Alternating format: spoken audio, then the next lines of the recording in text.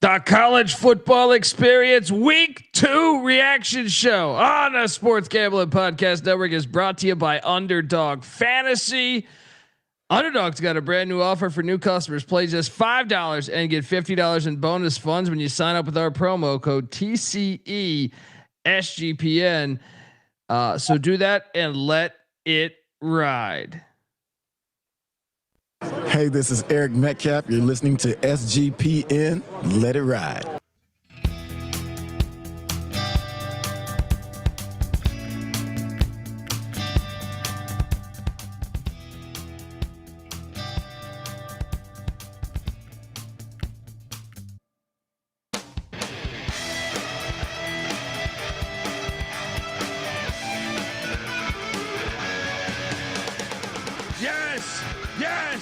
Yes. Woo! Welcome to the College Football Experience Week 2 reaction show. Oh my God. It's the greatest sport on planet Earth. I mean, look, I'm not even having the greatest day, but I'm just sitting there. I've been watching football for fucking 12 hours. We got games on right now, games that started late. Now we will bitch a lot on this show, but at the same time, I've seen crazy games. Yeah, just chaos to the utmost, and that's why the sport's the greatest. If you know, I feel like nowadays people, with the way TV prices are, if you don't have yourself a 7-8 TV setup, what the fuck are you doing? Because if you do it, you will never go back to, like, you'll just be convinced that college football is the greatest drug on planet Earth. Oh my God. We have a lot to talk about because the sport is crazy. There was teams that got robbed. There were teams that benefited off bullshit. There was spitting in the face. There were fans storming the field in certain places. There's busted coverages on the most important play of the game. It's been wild, and I can't wait to talk about it. If you're wondering who the hell you're listening to, that's fair. My name is Colby Swinging Database Dan, aka Pick Dundee. That's not a pick. This is a pick. He was raised in the land down under, where a man thinks on his feet, speaks with his fists, and lives by his wits. When Dundee happened, he was a superstar. And you're nothing but a chameleon, lemon-headed, coward, terrorist pussy. And I'm after you, buddy. You're gonna pay for it. Good night. And let me tell you, some seats heated the fuck up today. Woo. I thought one. We just have a lot to talk about. This sport is incredible. Currently, if you're listening to this next day, we are sitting here with UC Davis down 25, just about at halftime. Well, they're driving a little bit, right? Washington State's beating San Diego State 19-7. BYU up 24-0 on Stanford. Arizona up 17-0 on Weber. UTEP up big 42-17 on UT Martin. And the Rainbow Warriors up 7-0 on Sam Houston. I am joined by my co-host. He is also the host of the College Basketball Experience. Subscribe over there because we cover every game just like we do over here. Give it up for former staffer at Austin P with the Governor of South Carolina with the Gamecocks, and West Virginia with the Mountaineers, Ryan McIntyre, aka Money Lawn Mac. What's up, man? What's up, man? Yes, week 2 almost in the books. We got the nightcaps going on right now. Another wild day in the sport.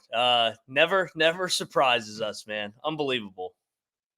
Mac tonight. Come on, make it Mac tonight. I know there wasn't the marquee matchups of week 1, but there was crazier games. As someone just sat in the studio for a long time. Yep. And if you cover, like, to me, if you can fit the FCS into your slate and you're watching FBS and FCS, holy shit, today was a fucking awesome fucking day. It's just the best. I love the sport. As much as they fuck with it, it's still fantastic. I think we should just start. I want to go chronologically, but I don't think we can go chronologically. I think we must start. So I didn't have the best day ATS gambling. Same. But I did have a great day when it came to win totals. You see what I did there? Yeah. I have a lot of money on Florida on the under 7.5 wins. Ouch. And I bet Florida minus 17.5 points today. So in one way, horrible fucking bet. In the other way, hey, things are looking good because I did not factor them in losing to the likes of South Florida. And Mac, watching all the games today, and I know I say this last week, but I say it again. I don't believe in this gigantic talent gap that everyone keeps pushing this narrative that the Power Five has separated itself and the money is too much. They're taking all the players from the group of five. I don't believe that. If anything, I think it's the complete opposite. I think there's never been a time more where you see this, and South Florida would be exhibit A for this slate today as they go into the swamp and win 18-16 and really,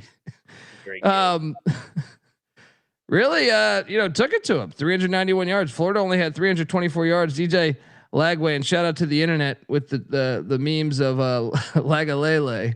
They're saying, just a lot of fun. Unbelievable that they would lose this one in the swamp. Their schedule's hard enough coming up. And look, I've always been a skeptic of Billy Napier. I thought he was highly overrated as a coach. I thought the Sun Belt West was incredibly down when they had their success at Louisiana.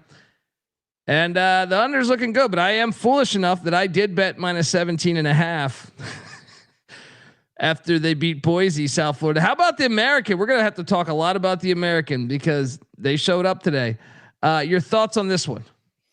Yeah, just an unbelievable win for this program, especially coming off the Boise win. Such a letdown spot potential, and they went toe to toe. This was not a fluke. They won the line of scrimmage. They won time of possession. They won the yardage, and they really controlled the game at the end, where that last drive, running it down their throats. Brown, big time plays down the stretch, and it was great just to see them win at the Swamp. It's just so great for this program. And I agree with you, man. They want to keep pushing this narrative about the gap. No team has gotten more hype in the offseason than Florida, the Florida Gators, that they're ready to make this next jump into that elite category. Well, if they're ready to make this elite jump into the next category with all these 5 stars and all this money, how can you not beat USF at home in the Swamp? Yeah.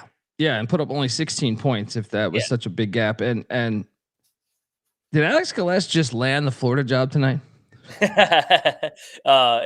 Maybe Lane Kiffin. We've always joked about Lane jumping over there, but yeah, Golesh is got to be a hot commodity now. Beating Boise the way that they did on a standalone game to start the season, then you win at the Swamp. Imagine if he wins at Miami next week. He can pick his job what he wants. Oh my God! If he wins next week, yeah, he might be Alabama's next head coach. Yeah, right. If you didn't catch this game was phenomenal. The end was very interesting. Alex Golesh attempted like a 56-yard field goal with Grammatica that was just about a yard or two short. I feel like, he had the accuracy, but it was just a little bit short. And then they got the ball back as Washington takes a punt back for a touchdown right now. They got the ball back and went down the field. You had one of the dumbest plays where a Florida defensive end spit in the face of their offensive lineman. The spit. I like this to define the new era of Spitgate of athlete is between this and the Jalen Carter thing. We're just sitting here. We don't fight. The 2025, our athletes don't fight. They do spitting contest. Fucking so soft. Such pussies. Great. Dude. So Florida's next try to LSU.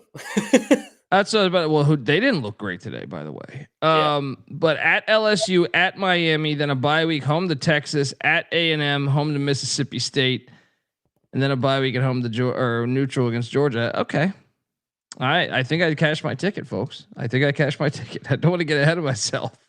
Yeah. but I think I may have cashed my ticket. Now I think I should go to the likes of the next gigantic game. Yeah, maybe. I mean, let me. Yeah, let's stay in the American.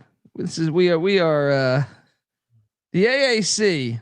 Not only did you have South Florida beat Boise last week and put it on them, you had quite the day for the most part, because the Army Black Knights, who I took and these bozos, Bet Detective and Moneyline Mac, did not take. We put it in the contest. I told you something's wrong with that locker room. K-State spent a lot of money in the offseason, more than they don't strike me as the type of program historically that would do that. And it just seems like something's not right in that locker room. Army 24, K-State 21, and Noah Beanick, your onside kick theory is being proved again and again and again. Army, Avery Johnson barely touched the ball in the fourth quarter. And when he did, he threw an interception. And by the way, that was a fumble. These refs are fucking terrible. The refs were fucking terrible today. Oh my God. How do you miss that? It should have never even came to the interception. There was a fumble that everybody I feel like I talked to, K-State fan or not, was like, yeah, I think that's a fumble. Army though. Oh, hold on. Let me pull this up. Mac, it's just, I know that it's going viral that they paid Army $1.5 million to come to Manhattan and lose, even though we know Tennessee canceled that series, paid them $1.5 million not to even fucking play. So credit to Kansas State. But here is more proof in my case of why everybody should be running the fucking option. Everyone that does not have, just a decent amount of teams should at least be running the option. They had 41 minutes of clock time basically tonight. It was 40 minutes and 44 seconds. So basically 41 minutes. Kansas State and Avery Johnson had the ball for 19 fucking minutes. 19 fucking minutes. And Caleb Bowling, shout out to Caleb in the chat, saying, what's the onside kick theory? Well, Beanick had tweeted out last week that what game was that last week where the kicker pegged the opening side of the kick team. So like the kicker just drilled it at one of their guys. I forget which game. I know. Yeah, but that's what happened today. Army did that same exact thing and got the ball back. Yes. But dude, 41 minutes of clock time at your house. That is why, and it's the greatest offense that's ever existed. It will always give you a chance. You saw Army do this at Michigan. They should have beat Michigan. They missed the game-winning field goal in regulation in 21, right? You saw them do this in Norman. Went to overtime, lost, right? You've seen them beat Missouri. You've seen them beat a couple other teams. This is why it works. 41 minutes. If you went to the K-State game, if you're a K-State fan, you barely saw your goddamn offense. Oh, and to take it a step further, they had the ball for 3 plays the entire second half before that last possession where they ended up turning it over. Because they ran back the kick and then they had the onside kick, squib kick. So like their offense never touched the field outside of one possession early in the third quarter until there was 2 minutes left in the game. Well, it is the greatest offense, dude. It's criminal to me that like you watch so many shitty teams week in, week out. I'm watching Stanford down 24-0 right now. There's pretty obvious option how to fix that. Now Stanford might be a bad example because they had a lot of success over the past 15 years, but man, Jeff Monken, and how about the AAC, man, getting this thing done? You know, I know they had some blemishes later in the night, but you know, your power programs for the most part came through. Unbelievable win. And Kansas State, man, you got to wonder. K-State fans, I mean, I think they're jumping the gun, but I've gotten several DMs or just talking K-State football with people that they don't like climbing there. And I'm like, relax. It's 1 year. I will say this. I am very curious. And by the way, they only have one Big 12 loss still, so don't hit the panic button all the way. But I am very curious if Avery Johnson's their quarterback next year. Your thoughts on this game, because this game was just phenomenal. And out the gate, K-State got up to a 13-0 lead. Army, and how about Army? They switched quarterbacks. Yep. They went with Cale Hullums, who played really well tonight, I thought. But Jeff Monken's incredible. Hullums had 124 yards rushing on the ground, threw for another 43. Your thoughts? I mean, just a gritty Army win. Monken, what can you say? I mean, this guy is such a good football coach. They're down in the dumps. They lose a tough opener to Tarleton. We're thinking, man, this is going to be a down Army team. He switches quarterbacks. Helms comes in and just completely changes the momentum of the season. They go into Manhattan and get a win over K-State in a bye game. Now they're 1-1. Now they think they believe in again that they can go have a season going into a bye week. Completely dominated the time of possession. So I mean, just an unbelievable Army win. Another bye win. They've won so many bye games under Monken over the years now. On the other side, man, like you said, with K-State, this is 3 straight weeks now where they really should probably be 0-3. Yeah. And honestly, the game that they played the best was Iowa State by far. I thought they played the best over there against Iowa State. They, like you said, I think they're jumping the gun a little bit on Kleiman. I mean, he's won basically 8 games every single year outside of the first year, the COVID year, but it is a different dynamic when you're paying as much as they are, and there's higher. And when you're historically been a culture-based program, and you go out and pay, they went out and brought in a bunch of transfers that started over those, or maybe not even started, but got paid more than your veterans. That creates an interesting dynamic in your locker room. You know what I mean? Like, that is something that I think stuck out. It seemed like it stuck out, at least. I'm not in the locker room, so I can't say for sure, but it seems that way to me a little bit. Patty got a little hammered, by the way. You guys can read between the lines. Yeah. It's Saturday night for Patty C, baby. I mean, they lost at the line of scrimmage tonight. I felt like they lost at the line of scrimmage against North Dakota too, and Iowa State. It's just their identity right now. They're trying to search for it, and it's definitely a little bit of desperate times in Manhattan. We don't see this program like this often. Yeah. It's been a while. I mean, those two guys, I think that's just a new dynamic, and that's part of my argument that we're closer than ever as far as all these games today. Like, the gap is so close. It's closer than it's ever been in my life. I completely disagree with that narrative, because not only do you have the fact that anybody can go out and address, like, okay, maybe San Diego State loses their starting quarterback, but they can go get a really good FCS quarterback, and maybe he's better than their starting quarterback a year ago. And I'm just using San Diego State as an example, whatever team. But you can also say, man, our linebacker play was fucking terrible last year. Well, let's go to the FCS ranks, or let's go to wherever this linebacker from North Texas we can bring in. I think it makes it easier for any team, any coach that knows what they're doing, to fix their team. Now, it might be hard to retain certain players, sure. But I think all of that, those are new players and new systems wherever they're going. And I think all that makes it for the game being, or like the level being a little more fair for everybody. And I also believe then you add in the money.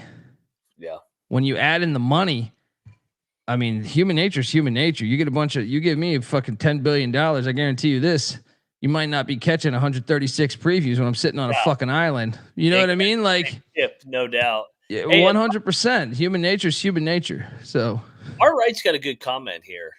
That Dublin loser has kind of been like the Super Bowl loser over the years. It's been a bad year. Northwestern, right? 1-11. They won that thing in Dublin, and they still went 1-11. Frost got fired. Then Navy wheels fell off, and then Saudi Arabia State goes 2-10 last year. K-State's losing to Army now. I mean, it's like the Super Bowl loser. It's a curse right now. Yeah.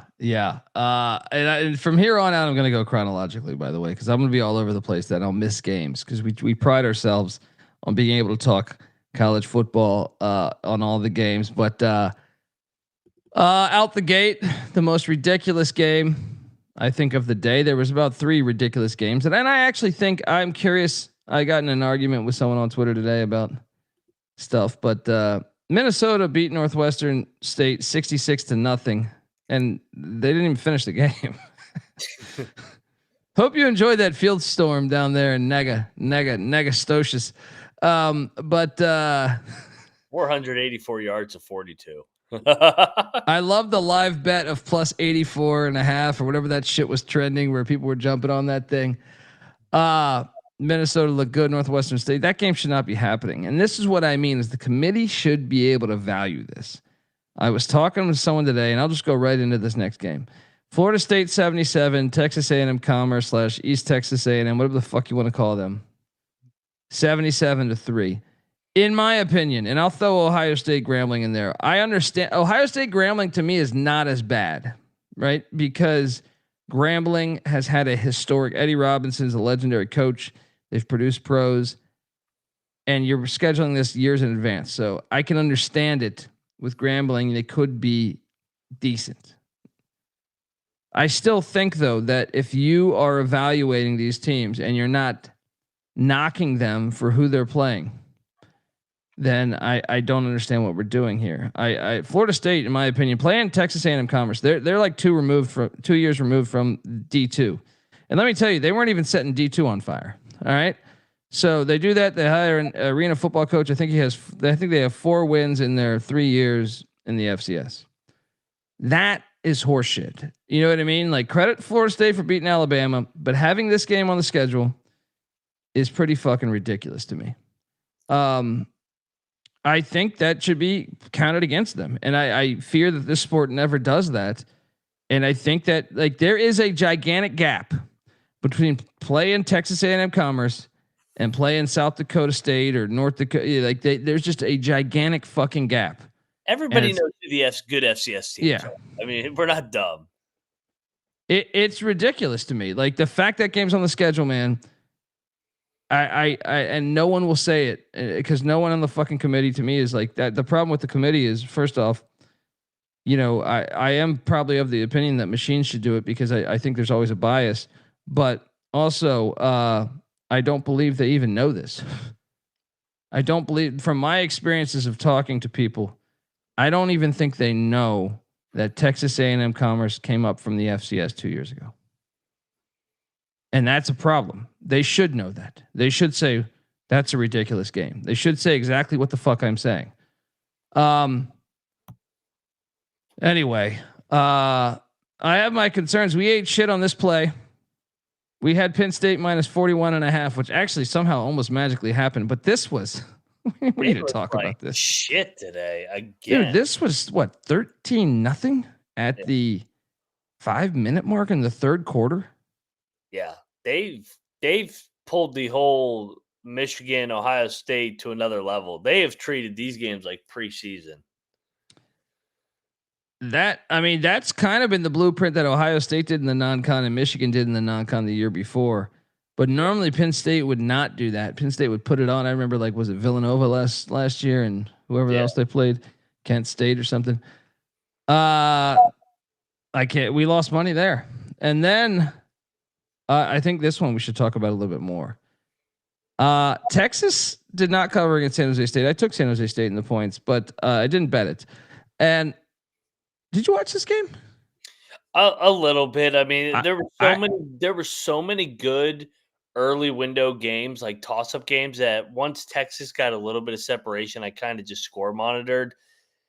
Everybody was blowing Texas, and I'm like, I didn't think they looked that good. I did not think they looked good. If anything, I thought San Jose State shot themselves in the foot. San Jose State, Eget had multiple guys open multiple times and missed on those. He also, okay, Texas would. San Jose State would have never won the game, I don't think, because of the pressure. But I thought Arch Manning did not look great. I know he threw 4 touchdowns within a 5-minute stretch, but some of those were easy fucking reads. I came away with this thinking, I don't know how good Texas is. Now, luckily for Texas, you have ULM and Sam Houston next, who are trash. ULM tonight. Yeah, Sam Houston looked good last week, right? Yeah. I don't think Texas is very good at all. Like, to me, like, watching them, I did not come away. I think they're going to have issues in the SEC. I mean, they have a couple weeks to figure it out. Maybe they do, but I didn't think they looked very good today. Like to me, like a dominating, like Colby, what would impress you with Texas if they would have won 55-7? This game was closer too. If you actually watch the fucking game, San Jose State was moving the ball some early. Like they had their chances. San Jose State just kind of fucked it up. Their kicker's fucking terrible. He still hasn't made a field goal. I'm surprised he made the fucking extra point. But I did not come away blown away by Texas by any means. So yeah. I want to get to today was a tough day as far as ATS. Now, I got very lucky here, and this is why I would advise you tomorrow morning. If you're listening to this, by the way, if you're listening to this right now, it's on a Sunday, because I know this drops on the podcast platform. Get your bets in on Sunday. I can't recommend that enough. A perfect example for this is I was on TV all week, and majority of the week, the UConn line was at 6.5. I had UConn +8 that I got last Sunday. That thing cashed for me. This game, I really believe if you watch this game, UConn is the better fucking football team. Agree. The fact that Syracuse stole this game, there was a couple stolen wins today. This was a stolen win. UConn's punt, the fucking snap over the fucking punter's head. And I mean, UConn dominated this football game. They were not trailing until what? The overtime. Overtime at the very end. This was ridiculous to me, man. If you're a UConn fan, you want to vomit, because I feel like, okay, last year I believe actually Syracuse deserved to win that game. This year, I think UConn was the better fucking team, and if they played tomorrow, I would take them to win on the money line. I love Fran Brown having his team run sprints afterwards. Man, did they pull this win out their fucking ass. Absolute pulled the win out of their ass. The worst team won, and that sometimes happens in football. But man, I can't help but think, had UConn just got this win, you would be cruising, I think, to a pretty damn good record until November when you host Duke. This one is going to make them vomit for a while. Your thoughts on this one? We texted about it. I was getting ready to say, hey man, there's a path. If they hold on to this thing, we're talking 12-0. I mean, the way the schedule, and we talked about it in their preview, their schedule's nice. This was one of the games that they were actually going to be a dog in, and they were the better team. They completely collapsed in the fourth quarter. Dude, their defense was absolutely fucking with them all game. Now, the final numbers actually say Syracuse had more yards and shit. I don't care. Like, to me, you take away that punt that went over the fucking punter's head, or whatever. He botched the snap, whatever you want to say. They were so aggressive defensively. The amount of blitz packages Syracuse kept getting into the red zone, or I don't even know if the red zone, they kept getting on UConn side of the field, and UConn had I always felt like every third down, and Jelly had no idea where the blitz was coming from. They were the best, dude. I really believe UConn was the better fucking team today. I don't know how Syracuse won the game, and I had Syracuse by 6.5. I mean, this is the luckiest win of the day. There were a couple ones that went against me that I know you were on as well. It makes you want to vomit, but I'll credit the Cuse, man. They didn't quit. I mean, Fran Brown, I saw them sprinting after the game, like you said. But I love Fran Brown. Yeah. The storyline is UConn, Jim Mora. If they have the season that we think they could have, they could be really kicking themselves that they may have blown a chance at the playoff with this game. What they got to do now is root for Syracuse to actually be good, but I don't know that they are. I don't think they're that good either. Yeah. These games were just fucking insane today. And first off, what do we have? Arizona, Texas, Alabama, Florida, Georgia, South Carolina, North Carolina, Maryland, New Jersey, Pennsylvania. Am I forgetting any, chat? They all had fucking lightning delays today. Absolute horseshit. Absolute fucking horseshit. You know what, man? It's just not. I've watched the sport my whole life. All right, I've watched the sport my whole life. I don't. They move the fucking parameters, and I also believe I have a theory, and I have no. This is just me being an idiot, but I believe in it. I think if it's just raining heavy, they say lightning delay. I really buy that. I just refuse to believe there's that much lightning going on in the country on one fucking given day. I refuse to believe that. I need to talk to fucking Bill Nye or some shit. I need someone to sit here and break this down to me. I don't understand how I've been watching the fucking sport with multiple TVs since 1990, right? That's a lot of years of data. And to have this many fucking delays, I do not believe that is accurate. I do not believe that. I think if it's raining heavy, I think for whatever reasons, maybe it's TV, maybe it's whatever, they are calling this shit because it just does not make sense. It does not make sense. I've never seen this shit. Last year, it kind of started it. I remember me and Patty C bitching. So we're 2 years into, like, to me, bogus delays. Different level this year. I mean, there were 8 before 4 o'clock. Like, what? Yeah. Dude, I counted like 16. Like I said, Arizona, Texas. The weather, if you've traveled the country, I believe it's impossible. I honestly believe I have driven across the United States probably 20 fucking times. Right? I do not believe that you can get that much of the same weather in that big of an area. I don't believe you can do that. I just don't believe it. Someone's got to maybe. I need someone to do a deep dive on this because I want proof that this actually exists, that it can actually happen all in a calendar fucking 12 hours, right? Yeah. I don't buy that it can happen. Am I a moron? Perhaps, but I've argued with people on the internet. I'm like, shout out to Rob Donaldson who sent me some shit from AI saying you have like a 0.00000000001% chance of being struck by lightning, based on the history of football. And I'm sitting there like, okay, you have greater odds of the fucking dome collapsing, right? Or you have better odds of someone like walking in with a machine gun, right, and just mowing down everybody than you do this. But hey, let's all play our football fucking 20 hours later. It was just ridiculous. And I keep getting in arguments with people. They're like, "What do you not want safety?" I'm like, I hate that argument because it's the classic thing. Oh, well, you don't care about the player safety. Show me the fucking proof. Who the fuck? What's the last college football player that got even? Like, show me.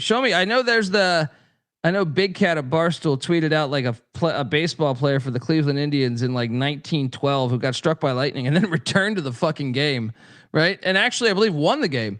But I don't buy into it.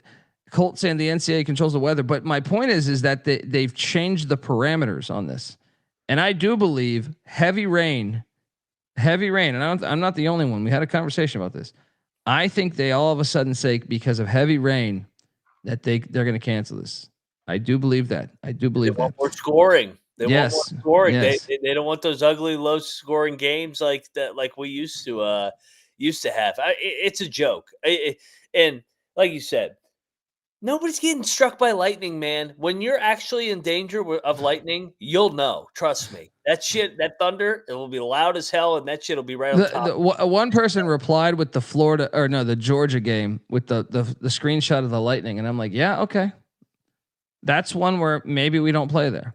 But I happen to be in fucking North Carolina, and we had no goddamn lightning here. And I'm not saying Wake Forest didn't. Yeah, it's possible. But I find I'm not that fucking far from Wake Forest. Somebody replied to me. They go, "Well, it's raining really hard." I go, "When did we stop playing football in rain? Like that was part of what made the sport awesome. That's part of the appeal of the sport is weather, the elements. You play through anything."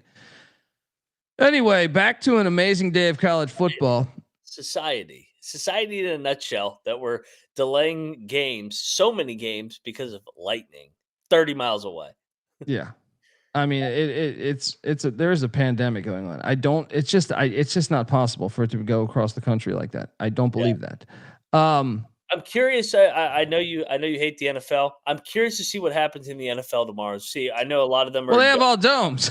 Yeah, but like the ones that are outside, I'm curious to see like if maybe the Redskins have some weather if they delay that. Like, I mean, the NFL's 1-for-1 on lightning delays. Cowboys, Eagles, and look, they're probably going to use that to have more domes. But this is where I remind you folks that the Metrodome fucking collapsed. Yes. You remember that shit? The Metrodome fucking collapsed. All right. And the Tampa Bay Rays. Yeah, and the Tampa Bay Rays. So get this bullshit. We have way more proof of domes collapsing than we do people getting struck by fucking lightning. Speaking of collapsing, I told you my day was actually like ATS, not the greatest. And win total wise, Mac, I have a couple crazy parlays that I'm very nervous about right now. Because Liberty lost to Jacksonville State 34-24. And this was the Conference USA opener. What is wrong with Liberty, man? It's like Liberty has fuck you money, so they could fire Jamie Chadwell. I don't think they will, but I can tell you this. I have no fucking idea who's winning the Conference USA now. And I have a lot of money on a parlay, like 6 different parlays for Liberty to play in the Conference USA championship game. They don't have to win it. They just have to get there. But I'm fucking nervous. I am nervous after watching the main game, after watching Jacksonville State. I am convinced when I watch UTEP look really good tonight. Western Kentucky, we know is good. Jacksonville State just put it to Liberty. La Tech looked all right against LSU. I'm terrified of this wager now. And I have a feeling the other ones look pretty fucking good. But this leg, the one that I thought was the most confident, looks the most questionable. Your thoughts on this one, as this was affected by a fucking ridiculous delay. Gavin Wimsatt threw for a cool 52 and they won by 10.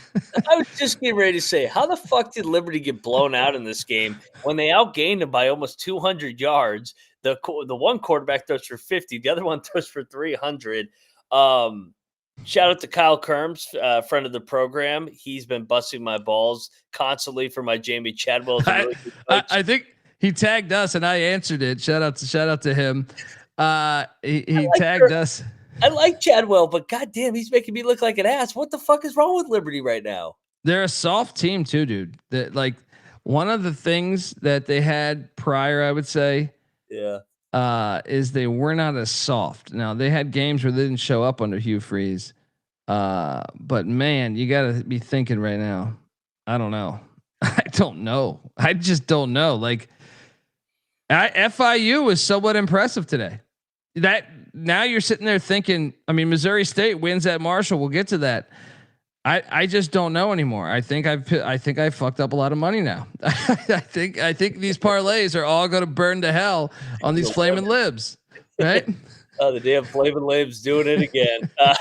And Daniel, I'll give you your shout out. Daniel did message me last night that we were crazy for laying the points with Liberty. So you were right about Jack State. I don't think Jack State's that good, but I don't think Liberty's not good. Jack State should be 2-0, man. They got robbed at the moon bounce against UCF. They should be 2-0. Indiana put it on Kennesaw. We got this game correct. Why didn't I bet this? I should have bet this. Signetti, 56-9. We picked it correct. We just didn't bet it. Yeah. Your thoughts? Yeah, Kennesaw's who we thought they were. That's all I got to say about that.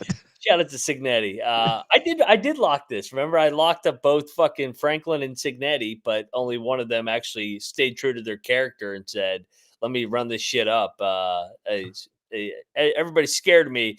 I'm going to keep scheduling teams like Kennesaw and Indiana State and canceling Virginia. Yeah.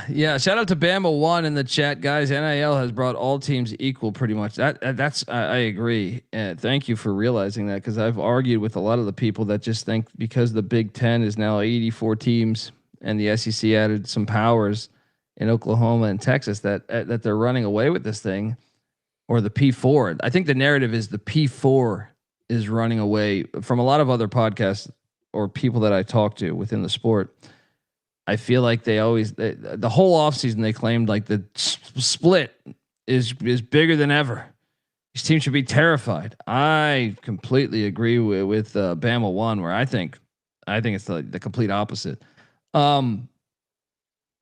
Speaking of Virginia, because you just mentioned them, Indiana canceled a series with Virginia.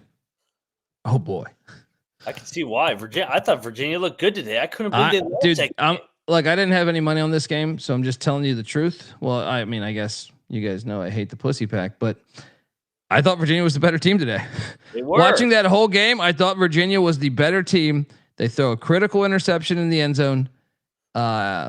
They had their opportunities in the second half. I'm curious if I look at this stat sheet, which I'm pulling up right this second. Yeah, I mean, they outgained NC State by over 100 yards. They had over 500 yards of offense, and they lose in Carter Finley. I mean, shout out to the pussy pack, but you shouldn't win. How about this? Virginia was 13 of 19 on third down. NC State 1 of 7. How the fuck did NC State win this game? How the fuck did they win this game? Pussy pack 35, Virginia 31. This game was phenomenal. It was there was, if you like offense, it was phenomenal. Biggest play was made on defense in the final seconds, but it was a very entertaining game. The Pussy Pack are 2-0 and they could easily be 2-0 or 0-2 here. So shout out to the Pussy Pack for finding ways to win these games, and hell, they're looking all right, man. Virginia for Tony Elliott. I just want to remind the folks that Virginia beat Coastal Carolina 48-7 week 1. Coastal Carolina was up 3-0 on Charleston Southern at that 6-minute mark in the fourth quarter. I don't know what that wins or that wins. I can't even talk. I'm getting dyslexic here. That win means, yeah. This game was phenomenal though. And it's a non-con game. So Virginia and NC State can both go to the championship game. Your thoughts? Oh, extremely entertaining game. And I think everybody, I tweeted out my setup today. I am in a film room. I see the chats asking like, where the hell are you? So is that Roger Ebert? No, so I was watching my old man was sitting in the chair next to me watching these games, and you know how they are. They doze off in the middle of the second, third quarter. He dozed off in the fourth quarter of this game, and he wakes up. He goes, "How much did Virginia win by?" I said they lost. He couldn't believe that they lost. He was like, "Dude, they looked amazing." I thought like Chandler Morris was lighting them up. I thought Virginia. I thought Virginia looked really good once again offensively, and I couldn't believe they lost this game. NC State's, like you said, somehow 2-0. Sorry, I cut you off. No, you're good. You're good. I mean, that's what happens. We get excited about these games, and phenomenal football game. Now I can't believe you hit on this. I can't believe you fucking hit on this. Oh, baby. No, I'm not even NC State. I'm talking about this next one. Oh, is this Baylor? Baylor 48, SMU 45. Great. This is the other one. He woke up. He goes, "What? Baylor won?" I was like, he dozed off for the wrong games. He couldn't even hear me fucking yelling at the TV. It was. I actually cashed on the over on this, but oh my god, man! Like if you're SMU, you're sick. You're sick. 4 minutes, like trying to end the 13-game losing streak. You're sick. You're fucking sick. Like, and by the way, to Patty C's point, this is probably what got Patty C hammered today. Was Kevin Jennings with the abrupt slide where they called targeting, and thankfully on review. So it was a tie game with 15 seconds left or 20 seconds left, and Kevin Jennings abruptly slides. They take away the targeting, much to they got the call right on review. But the problem, to Patty C's point, the problem is the game would have been, they didn't have any timeouts. The game would have been over. And because they had to review that, because they benefited the quarterback, which it should be a 15-yard penalty on the quarterback. On times when they reverse it like that, especially on the abrupt slide, it should be a 15-yard penalty on the offense. But it then gave them a chance to kick a 56-yard field goal or whatever it was. Yeah. And they missed. But I agree with Patty C. Like that worked. Everything worked in their benefit, even with them negating the call, because it was a timeout then. You see what I'm saying? Like they got up to the line of scrimmage and they were able to, like, that is absolute horseshit. If you're an SMU fan though, I mean, look, and the Big 12, I know they had a tough day. I thought Arizona State should have won the game. We'll talk about that game. Yeah, we'll talk. And obviously Gundy might have put the nail in the coffin. We'll talk about Gundy yet. We got to give him an obituary later. But I also think like some of it's a little bit of a lazy narrative. I saw McMurphy shitting on the Big 12, and I'm like, wait a second. But Baylor beat SMU, Iowa State beat Iowa, BYU is sticking it to Stanford. Like, okay, beat North Carolina on Monday. Yeah, that's what I'm saying. Like, I do think it was a little lazy. But this day, I was, I saw many of my colleagues. I think, what's that word mean again? Bullshit world. They wanted Aranda fired, right? They wanted Aranda. Baylor survives. I think Baylor might be better off without Aranda, but you can't fire the guy because he finds ways to win shit like this. This is an unbelievable pull at your ass, by the way. I mean, I didn't bet this game, but I remember you picked Baylor. I picked SMU. Yeah. The Foxborough spot, I mean, they needed this game like blood. The best thing Aranda ever did was hire Jake Spavital because that offense for Baylor can go. I mean, that's the one thing we've learned about Baylor in 2 weeks. He threw for 440 today. Again, he did it last week too. 440, 4 touchdowns. SMU couldn't stop them. They had 600 yards of offense. But Baylor just is, for Aranda to be a defensive guy, his team is so bad defensively and so undisciplined and soft.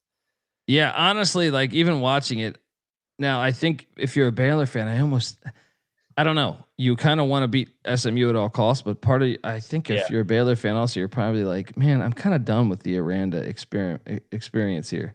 So you would think Art Briles is coaching them the way they're playing right now. It's like it's not Aranda. Well, even Briles, I still feel like was better than Aranda, but offense up tempo. I thought Aranda's a defensive guy. They don't play any defense.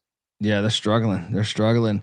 But hey, they survive in a rivalry game. So boom, shout out to Baylor. Folks, I want to tell you the college football experience is brought to you by mybookie.ag. MyBookie is a place to bet on football and everything else. Their prop builder is second to none. And their motto is bet on anything, anywhere, anytime. You can easily deposit, get lightning fast payouts using crypto. Head on over to mybookie.ag. And when you do, use our promo code TCESGPN for 100% bet back bonus up to $500 for new customers. That's mybookie.ag, promo code TCESGPN. We're also brought to you by Rhythm. College football is back and better than ever on Rhythm. Last year to start the season, Rhythm was 16-4 ATS, up 11.6 units. Rhythm also has NFL, MLB, golf, WNBA. And get this, if you they just introduced a new leaderboard or a leaderboard with weekly cash prizes just for tracking your bets in the app. Track 5 bets of the same type from any model, and you could win $1,000 there. So what are you doing? Jump on over there. You get a free 7-day trial period. sportsgamblingpodcast.com/rhythm. That's RITHMM. That's sportsgamblingpodcast.com/rhythm.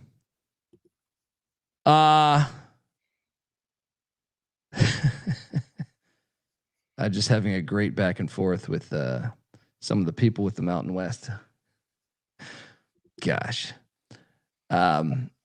Just giving them a little bit of a hard time about the Hawaii being on the Mountain West app, but not on the Mountain West app, depending on what location you're in. Oh, I know. It's a pain in the ass. I've come at them a little bit, I mean, with the love, they treat me nice, but at the same time, I'm like, what the fuck you guys doing? You can't advertise it in the way that they did, and then have this situation come up. But anyway, shout out to the Mountain West though. They've always been good to me. And shout out to this off topic here. I'm gonna quickly try to pull this up. And I was hoping maybe, I contacted my pals, Sean and Ryan,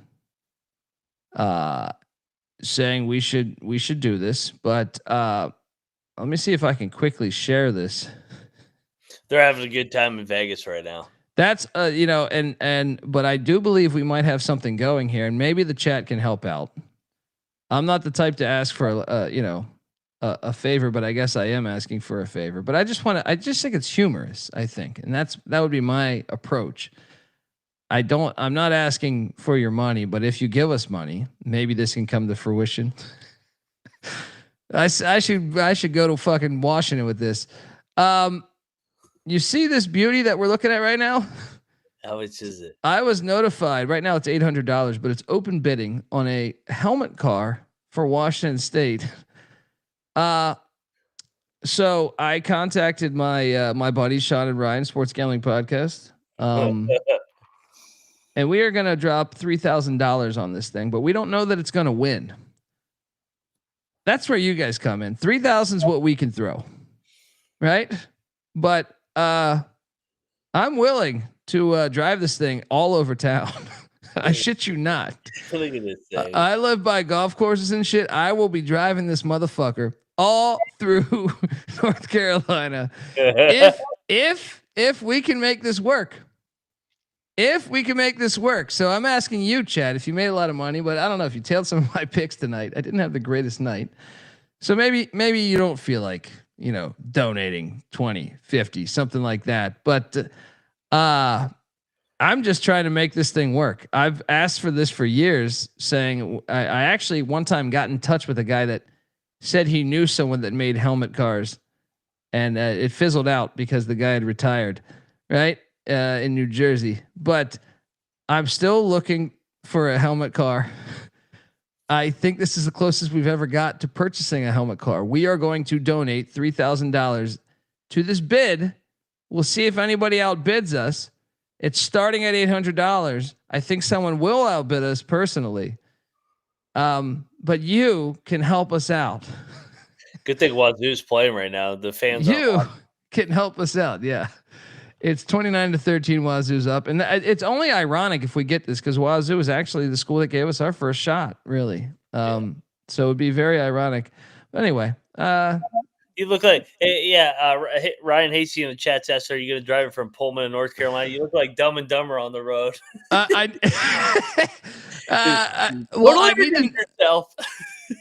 do need more notes. Like, I saw this. I was sent this, and I did want to know: A, is it running? B, do we need to ask for mileage? I'd be curious. Need an oil change? I want to know: is it gasoline? It looks gasoline-ish to me. Is it electric? It's probably not electric because it looks like it's about 20 fucking years old. It's got to be gasoline. But we're trying to make this thing work. We just got $2 from 357. And Beanick traded into LeBaron. And look, worst comes to worst. If we get this thing, I will. At some point, this might change hands. All right, this might be like you lose the bet to me, Beanick or Mac. You got to drive this thing for a week, and we might just have to fucking pass this thing around. All right. Must Vibes giving us $5 for the helmet car fund. I think we got something. Some people are saying it's running off diesel, but I'm trying. I shit you not. I know you guys think I'm just being funny here, but I'm really trying to drive this fucking thing around where I live currently. There's a lot of golf. I live by Pine. Like, I don't live in Pinehurst, but close enough where people drive golf carts and shit. So if I can show up with the Wazzu one, I will fucking take White Tiger all around my fucking neighborhood with the Wazzu. And you better believe what I like about this. I see some area where you could probably have a few beverages. All right. Oh yeah. You tuck in there in that little helmet. Oh, yeah. You're not driving drunk if it's below 25 miles an hour. That's a rule. All right. Shout out to All Right, giving us $100. Oh, now we're talking. We're talking. You're gonna win this bid, baby. I'm telling you, I shit you not, folks, and I will let you know how it goes. All right, throughout the week, I will let you know. We are bidding $3,000, and whatever you guys add on, which would be what $122 right now, or no, $126 right now, if my math is correct. And I will, trust me, I will fucking make this thing fucking viral. I will tweet on this motherfucker all the time. All right.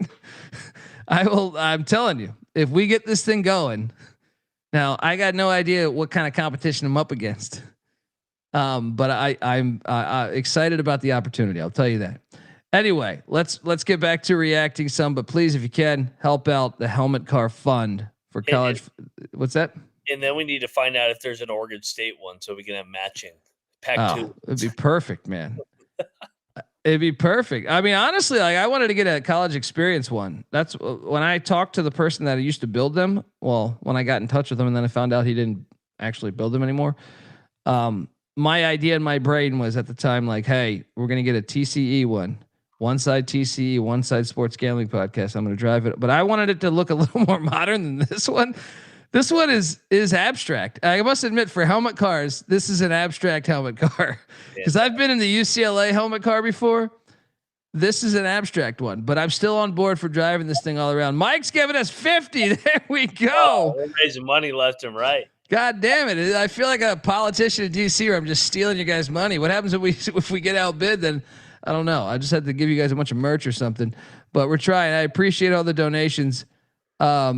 And we're trying to make this thing work. And Sean. Yeah, please do send that right now to them. Send that right now to him, because Sean had tweeted about this earlier. Another thing is I'm gonna have to talk to a mechanic. They need to let you know what the state of the fucking automobile is in. You know what I mean? Like, it's great to look at, but if I need to know, like, when's the last time this thing's been running? True History giving us $10.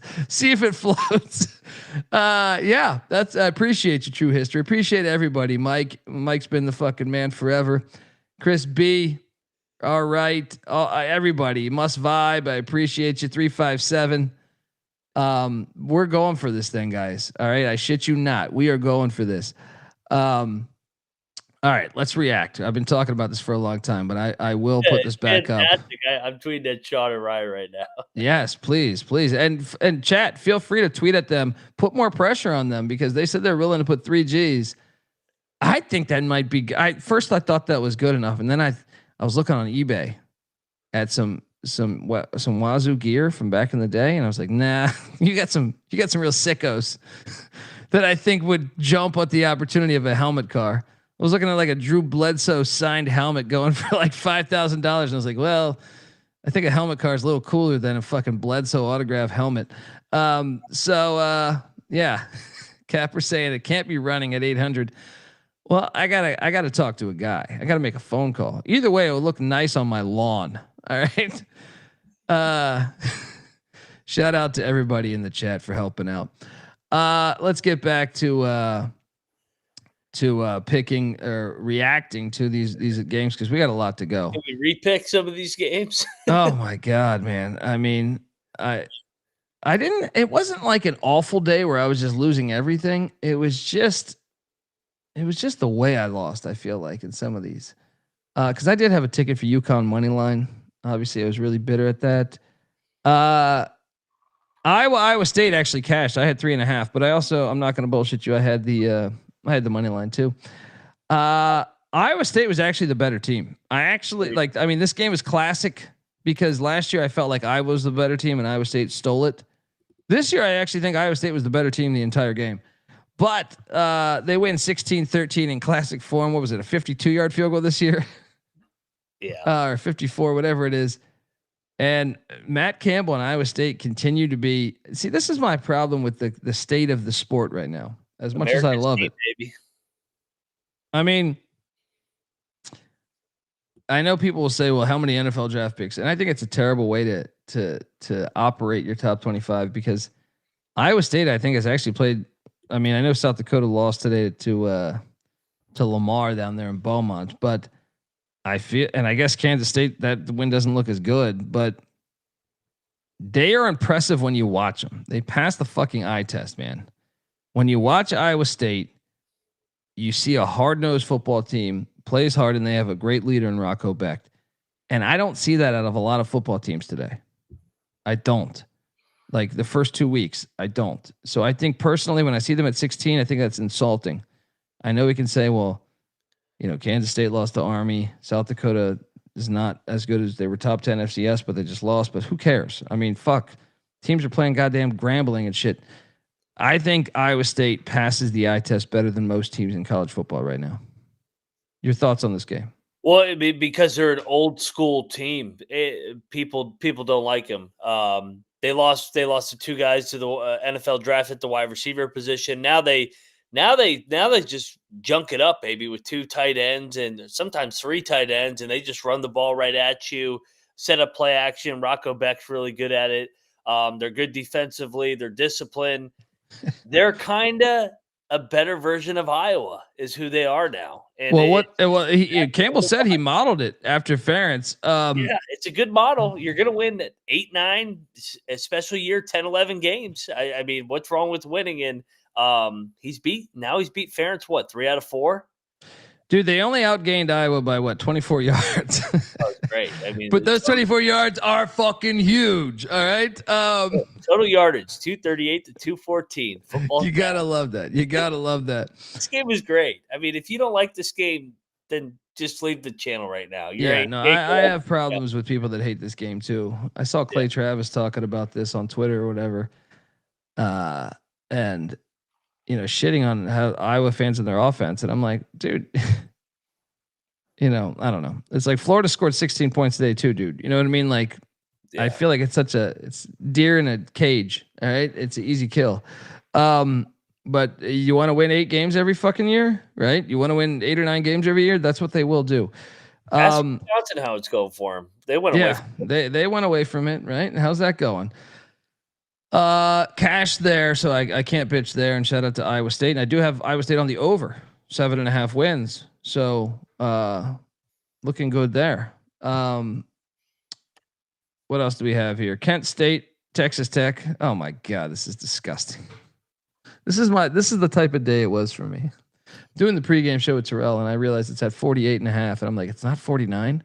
It was 62-0. How did they get backdoored here? I bet I laid 48. Last week I laid 52, and I was like, I'm getting 48. I kind of think Pine Bluff and Kent State would be a game right now. So I lost by the hook.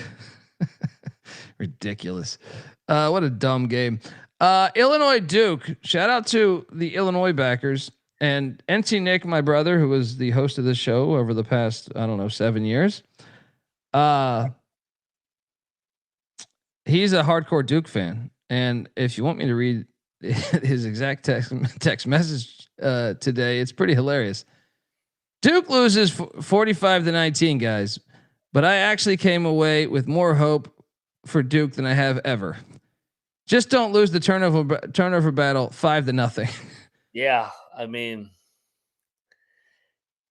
I agree. I co-sign with what Nick said. I as somebody that had Duke, I was extremely frustrated in this. You fumbled the ball inside your 10-yard line to start the game. Oh my God. Then Mensa has the bad fumble at the end. I fucking said this shit too, dude. Yeah. I said it. I don't remember if it was the morning show. I don't remember. I do so many shows. I don't even fucking remember which time I'm talking, but I said if Mensa, because I thought of that Tulane Kansas State game last year where Tulane to me was the better team and Mensa fumbled away 2 huge defensive touchdowns for Kansas State.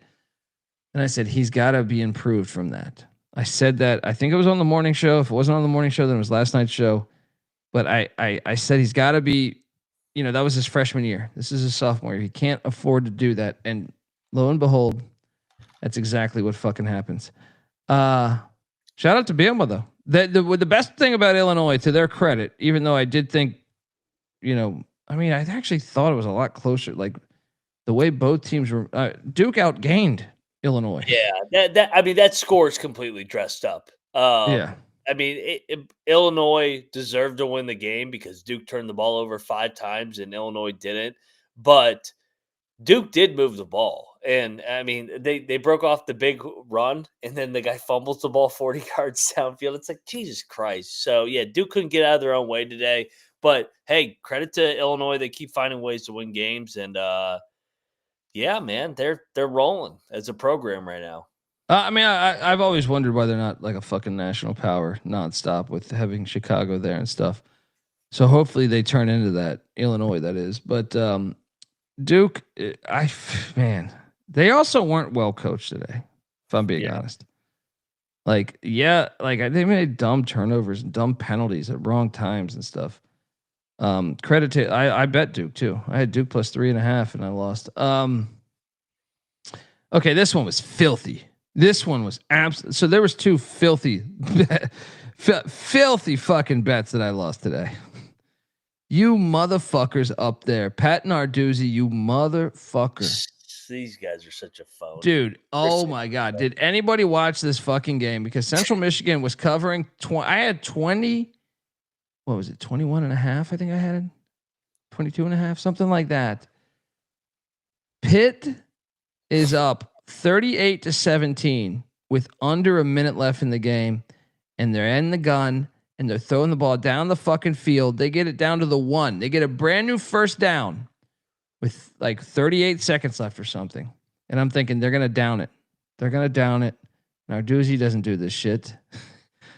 And this motherfucker. Why was this was uncalled for? Why is he such an asshole to Central Michigan? Yeah. That's what phony programs do. That's some shit Maryland would do. Here's my angle, and it might be a stretch, right? Narduzzi was at Michigan State for a while.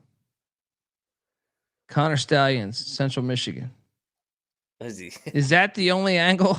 I don't know. Is that the only angle I can come up with? Why would you do this? Yeah. You could have down the ball like 7 different times, and you're like, no. Boom. I'm going to out of the gun with a minute left. Oh my God. I feel like they just stole money out of my fucking pocket, man. Maybe he's still butthurt from losing to Toledo in the bowl game or Western Michigan. I mean, the Mountaineers lost to a MAC team. At least they didn't lose at home to a MAC team. They lost to Western Michigan at home once upon a time. Yeah. But this was filthy, man. They're such a phony team. Like Narduzzi of all people, he's known for like being conservative. I know. I was like, I'm just gonna walk away and I'll save my Pitt hate for starting tomorrow morning. I knew today was doomed when that happened. When that happened, I go, oh God. We're having one of these days. We're having one of these days. It's such a clown. It's such a clown move. It's like, dude, the game's over. Just need the damn ball. Why was he throwing? They're up 21. Dude, I have how long has he been at Pitt? 10 years? Yeah, a decade. I have a decade of data that tells me he never runs it up. And today he chooses, you know what? It's got to be Stallions. It's got to be Stallions. Something's up. That karma's coming back around, old Nard dog. Oh yeah, there we go. Eat shit, Pitt. Truly, eat shit, Pitt, for what you did today, you filthy whores.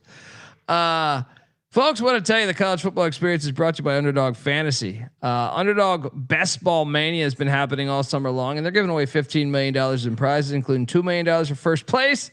There's no waiver wire, no arguments about trades. Best ball is the best way to play fantasy football, folks. Underdog's also got a brand new offer for new customers. Play just $5, get $50 in bonus funds when you sign up with our promo code TCESGPN. We're also brought to you by Novig. Novig's America's #1 sports prediction market. Since Novig is an exchange, you're getting the some of the best prices in the market. And Novig's available in 35 different states. Download the Novig app and get $50 when you spend $5 if you use our promo code SGPN. So get in on that action with Novig, promo code SGPN.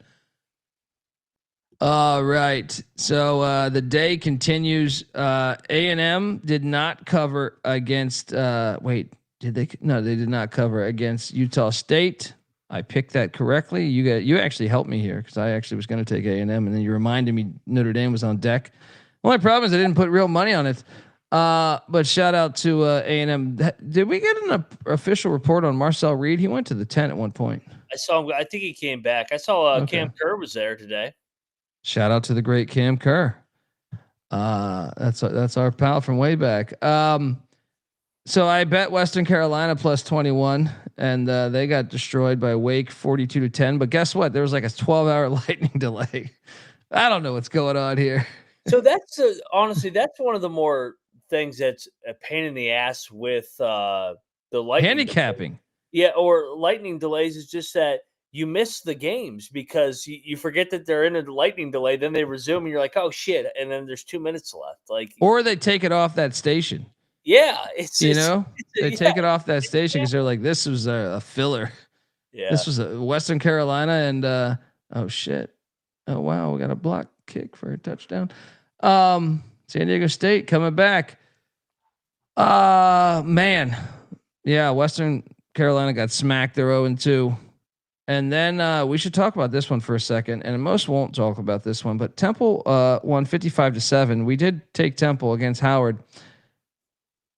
Mac, I have my bet for next week. Keeler likes his team, man. Does Temple play Oklahoma next week? Oh yeah. They're gonna fuck with them. I think Oklahoma is going to sit there and say we're going to the link. 16 people will be there. It's going to be lazy days. And guess what? Even better, Casey Keeler played Oklahoma last year. Yeah. So I know it's a new OC, but yeah. I mean, hey, it's a far trip. Temple is in 55. They could have made it worse too, dude. If you watch this game, it could have been worse. Shout out to the Owls. The AAC coming up.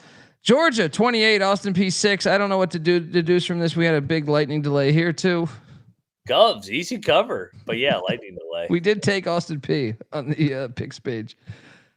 Shout out to New Mexico and Jason Eck. This was a gut game. Did you watch any of this game? Idaho State actually had the lead at 22-19, I think it was.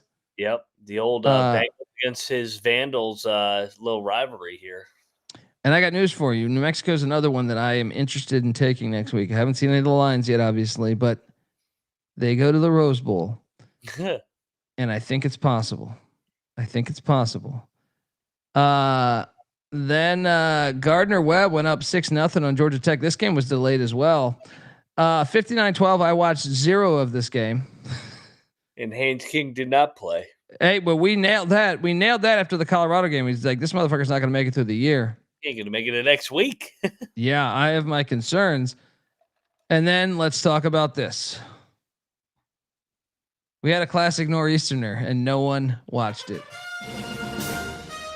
The Bryant Bulldogs had the odds stacked against them. But Brendan Meyer knew that his Bulldogs, because let me tell you something. UMass took the lead on I don't know if you caught this game. UMass had a snap go over the quarterback's head.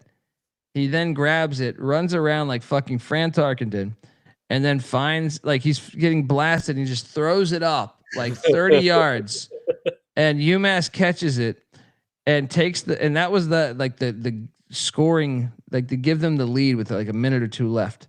But that was a gut check for Brendan Meyer and Elijah Elliott and company. And the Bryant Bulldogs drove down like the fucking Bulldogs they are and score one for the FCS as they win 27-26, their first ever FBS win for these Bryant Bulldogs. Shout out to the Barking Dog podcast, friends of the program.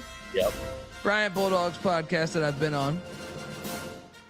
And shout out to Bryant's soccer team that also beat UMass, according to Sports Sentiment. They swept them. Oh my God, man. This is why the sport's the greatest, though. Because I'm sitting here, I got like 8 games on. I have a 9 TV setup. I'm sitting there, like whatever, and you just go to what game is somewhat close in the fourth, and you watch this fucking ridiculous game. This is college football like 101. Like I said, UMass took the lead on one of the most ridiculous plays I've ever seen, and I was like, holy shit, they're gonna win the game on this. And then Bryant goes on this ridiculous drive. And then they make a field goal, which this kicker missed a bunch of field goals a week ago at New Mexico State, or they probably would have won that. What a game. And shout out to the Bryant Bulldogs, one of a few FCS wins today. Did you get any eyes on this? Probably not, right? No, I saw the clips though, just because the UMass following loves me because I'm high on the Minutemen. It's not gone well, but it's basketball season here soon. Frank Martin, baby, let's go. But let's go. Yeah, man. Great win for Bryant. I mean, Your UMass win total took a major hit, by the way. yeah, I thought it was cooked when they got beat the fuck out of by Temple. But hey, you know what, man? I got some good friends there in Amherst now. But yeah, UMass is in trouble. Yeah. And then this game. I know you tweeted this. I tweeted this. The chat's in here. Shout out to our Fresno State fans. Oh my God, this game. This is why the sport's the greatest, though. When you can bounce from game to game. Oregon State's kicker and punter. I mean, they got multiple times in the game. He was like check his Venmo. Check his Venmo. That motherfucker. Well, let's just say he drops the ball and then tries to do a soccer kick to the football. And it went about, 15 yards directly to a Fresno. I don't think he was their returner. I think he was their gunner. I didn't double check this, so I apologize if I'm incorrect. So the gunner turns around and sees there's like a squib kick going on.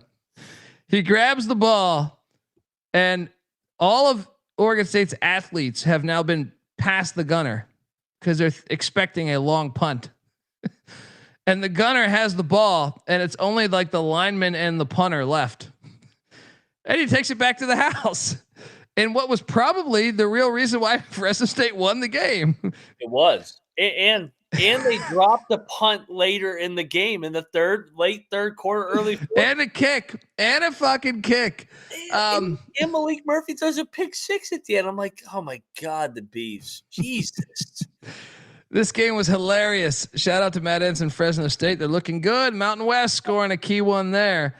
Let's talk about Oregon State. Go Beavs in the chat, brother. I'll drink one for you tonight because I feel there's no team affected more by I know some would say Wazzu, but Wazzu's still like no one was at the game at Reser Stadium, dude. Nobody was there. I said that earlier. I was like, dude, there's nobody at this game. This used to be bumping in there.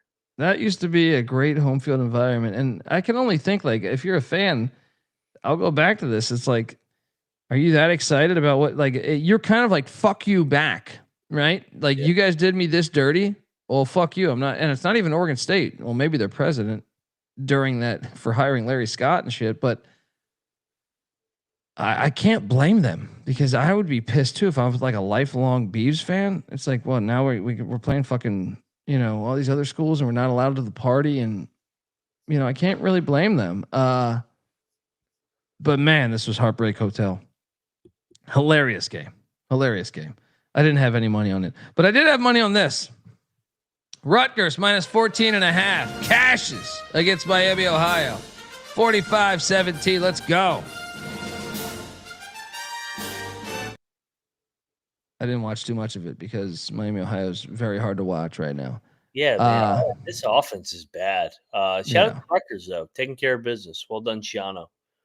Yeah, and one of the reasons, Dundee, or you might be saying, Dundee, why'd you have such a horrible day? Because I did have a lot of winners, right? Well, I've had a really horrible day because the way I lost a couple of these money lines, but also I had a large amount of money on UTSA. Good Lord. Texas State goes into the filthy Alamo Dome. And this makes me think about the body blow games, like playing A&M the week before. So Texas State played Eastern Michigan, who we'll get to. UTSA looked pretty good against what we think is one of the best offensive lines in college football in Texas A&M. It showed today, man. I know it's a rivalry game, and I felt very confident that UTSA was going to. I actually thought they'd win by double digits. But to Texas State's credit, I felt like they were the better team today. But I can't help but think about if the A&M game was such a body blow that they were hurting a little bit today. Either way, this was the major loss for the AAC this year, or for this week, I would say. And shout out to new Pac-12 team next year, Texas State, for winning 43-36. I did not think this was possible. I felt very, very, very confident that UTSA would win this game. Your thoughts? Yeah, I mean, this is a huge win for Texas State because They beat UTSA back-to-back years, their rival in I-35, but also this could be a tiebreaker to get to the G5 playoff spot with the Sun Belt and AAC. Like you said, they led the entire way. I mean, I know UTSA had 500 yards of offense, but they couldn't get a stop the whole day. Yeah. I just wonder what that A&M game did to them, though, because I was super impressed with UTSA a week ago. And then you think like, man, I don't know. Texas State might have been a little fresher. They looked fresher when you watch the game. They looked fresher and like they were more aggressive. Yeah. Yeah, that one was a terrible pick by me. My apologies. Ohio State won 70-0 over Grambling. We don't need to talk about that. Okay, score one for the AAC here. I must admit, you know, when you got 50 fucking games on at once, I thought Western Michigan won this game. Yeah, this game is crazy. I thought they won this game, so I turned it off. And I'm still confused whether did they watch it. That's what I'm saying. Did they overturn a call, or was it that I missed North Texas with the ball? Anyway, in overtime, North Texas 33, Western Michigan 30, which is a huge game for the win total on North Texas, by the way, which we took the over. Yeah. This was one that was a mystery game to me, but another win for the AAC. We did cover though with Western Michigan plus 11 there, 10.5, whatever it was. And then shout out to the great Mark Stoops for kicking a legendary field goal as Kentucky loses by 7 to Ole Miss. I watched this whole fucking game, and I am still calling Ole Miss counterfeit. And they're the same team, dude. They're the same fucking team. And last year, like, I know the world wanted to kiss their ass. I didn't think they were that great. Man. They're still, you know what they are, man? They're like, wow, I was thinking about this earlier today. Who was my comparison to them? I'm drawing a blank right now because I've been watching games and consuming for a while, but they're a counterfeit ass team, but they still find way. Like they found the credit to them for finding a way to win on the road here against a team they've struggled against. But watching them and seeing that ranking next to their fucking logo on TV, I'm saying like, fuck you, get out of here. But what'd you make of this game? Kentucky, great teams cover. Yeah, exactly. Well, I mean, Stoops should have kicked the field goal with 10 minutes left. He went for it on like 4th and 11 down. They kept doing that. They got that twice, right? Twice in that. Yeah, and I'm like, Stoops, you got to get a field goal and a touchdown to win the game. Why wouldn't you just take the 3 right now on like it's 4th and fucking 11? You ain't getting that with Calzada. I mean, they had Simmons rattled. I mean, he didn't have a good day. 13 to 24, 2 interceptions. But Ole Miss, man, I will give them credit. That was a nut check game. I mean, they didn't play well in the first half, but they found a way to win at a place where they haven't had a lot of success. So, too bad they didn't win that game last year. They would have been in the playoff. Yeah. But either way, like when they try to make the SEC out like it's the greatest fucking shit ever, it's like I just never buy into them being a legit team. You know, they may fuck around and go to the playoff this year. They could. Their schedule. That was one of the games where I thought they could lose today. But they had a great schedule last year too, dude. That's what I'm saying. Like, yeah. Well, we both picked them 9-3 this year. So I mean, it's impossible for them not to. Almost, you're looking at the schedule. You're like, is this team any good? I don't know. The schedule is just very good. They're better last year. Yeah. Bowling Green covered against Cincinnati. Well, by the way, we cashed on Kentucky. Bowling Green covered against Cincinnati. Didn't touch this game. Cincinnati finally wins a game though. And then lightning delays all over this game. UAB Navy. Of course, we laid 20.5 with Navy. UAB was actually tied 24-24 before that lightning delay. Yeah. Scoreless after. That was big for the AAC. They needed Navy to win that. Buffalo destroyed St. Francis. We actually did pick that correctly. And then let's get to this Oregon-Oklahoma State game. I did not bet this game, but I also don't think this is the largest deficit Oklahoma State's had ever in a football game since 1907. I repeat. Losing to another Power 5 team, 69-3, is the largest deficit. Think about all those years. Like when I first got into college football in the 90s, pre Les Miles, Oklahoma State was just a doormat. But yet they never lost 66 points. That includes to Oklahoma, Nebraska, Colorado, Kansas State, all those great teams back then. Today they lost 69-3, and I believe, I texted you this, I believe that Mike Gundy was fired today. I don't think there's any way out of this, short of him making the Big 12 championship. But here's the thing: I don't think they have any talent. I watched UTEP against UT Martin tonight, and UTEP looked way better against UT Martin than Oklahoma State did. Oklahoma State, we hit on this on the preview. They went and added a bunch of D2, D3 transfers, occasional FCS transfer, and they look like that when I see them play. This, you can't do this. You can't do this. I don't care that your starting quarterback was out. Yeah, he's done. You can't lose by 70. I'm with you, man. And I'm the biggest Gundy guy ever. But I mean, it's been a great run. I'm hoping he can turn around and maybe find a way to get to a bowl game. I think that's like best case scenario. But if you're the alums, like if you're the boosters, you're kind of I think that they're going to part ways. But I wanted him personally to go out with the bowl game. I don't want to see him go 3-9 again to end what was a great 20-year run. So. But you're right, man. This team sucks. I know they didn't have their starting quarterback, but they're slow. They're not athletic. Oregon could have named the score. I mean, they didn't name the score. They ran it up. I mean, Lanning. Lanning's kind of a dickhead, dude. Yeah. Like the more I see Lanning, the more I think like he's such a fucking asshole. He has the benefit of being at Oregon as his first job ever as a head coach. I thought the whole thing was bullshit anyway. I actually took Gundy's comments as a compliment to Oregon, like, hey, they're investing a lot in this program. And then Lanning twisted it and then just took shots at Oklahoma State. I thought Oklahoma State would come out of firing, but they just don't have enough dudes. I'm with you. I thought that was total bullshit. It's like, dude, really? You're going to run it up because he complimented your NIL? Yeah. Yeah. I find Lanning at times to be fucking obnoxious. I can't wait. And it's like, dude, what have you fucking won? You know what I mean? Like, okay, you're doing what every other coach at Oregon did. Yeah.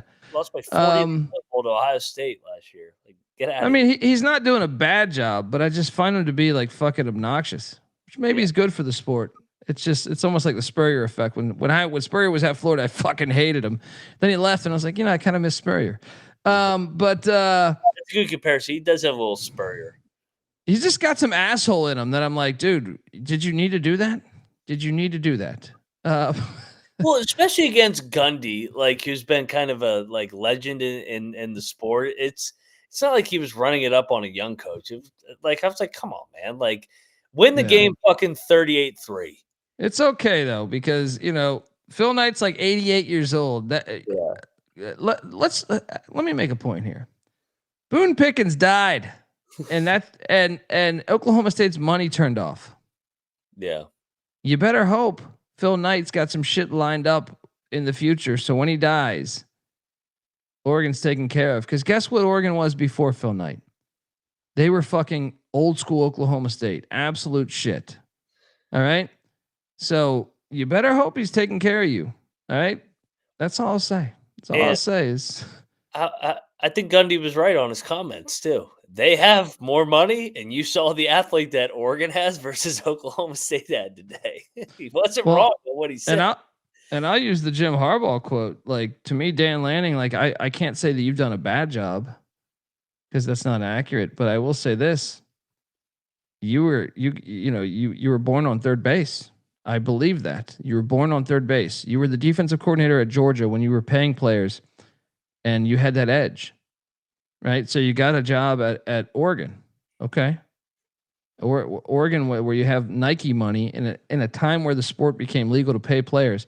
I personally know someone that played at Oregon that actually got paid in the old school ways, right? So it's like you went to a spot that was one of the few that can benefit from this, I think, more than others, I would say.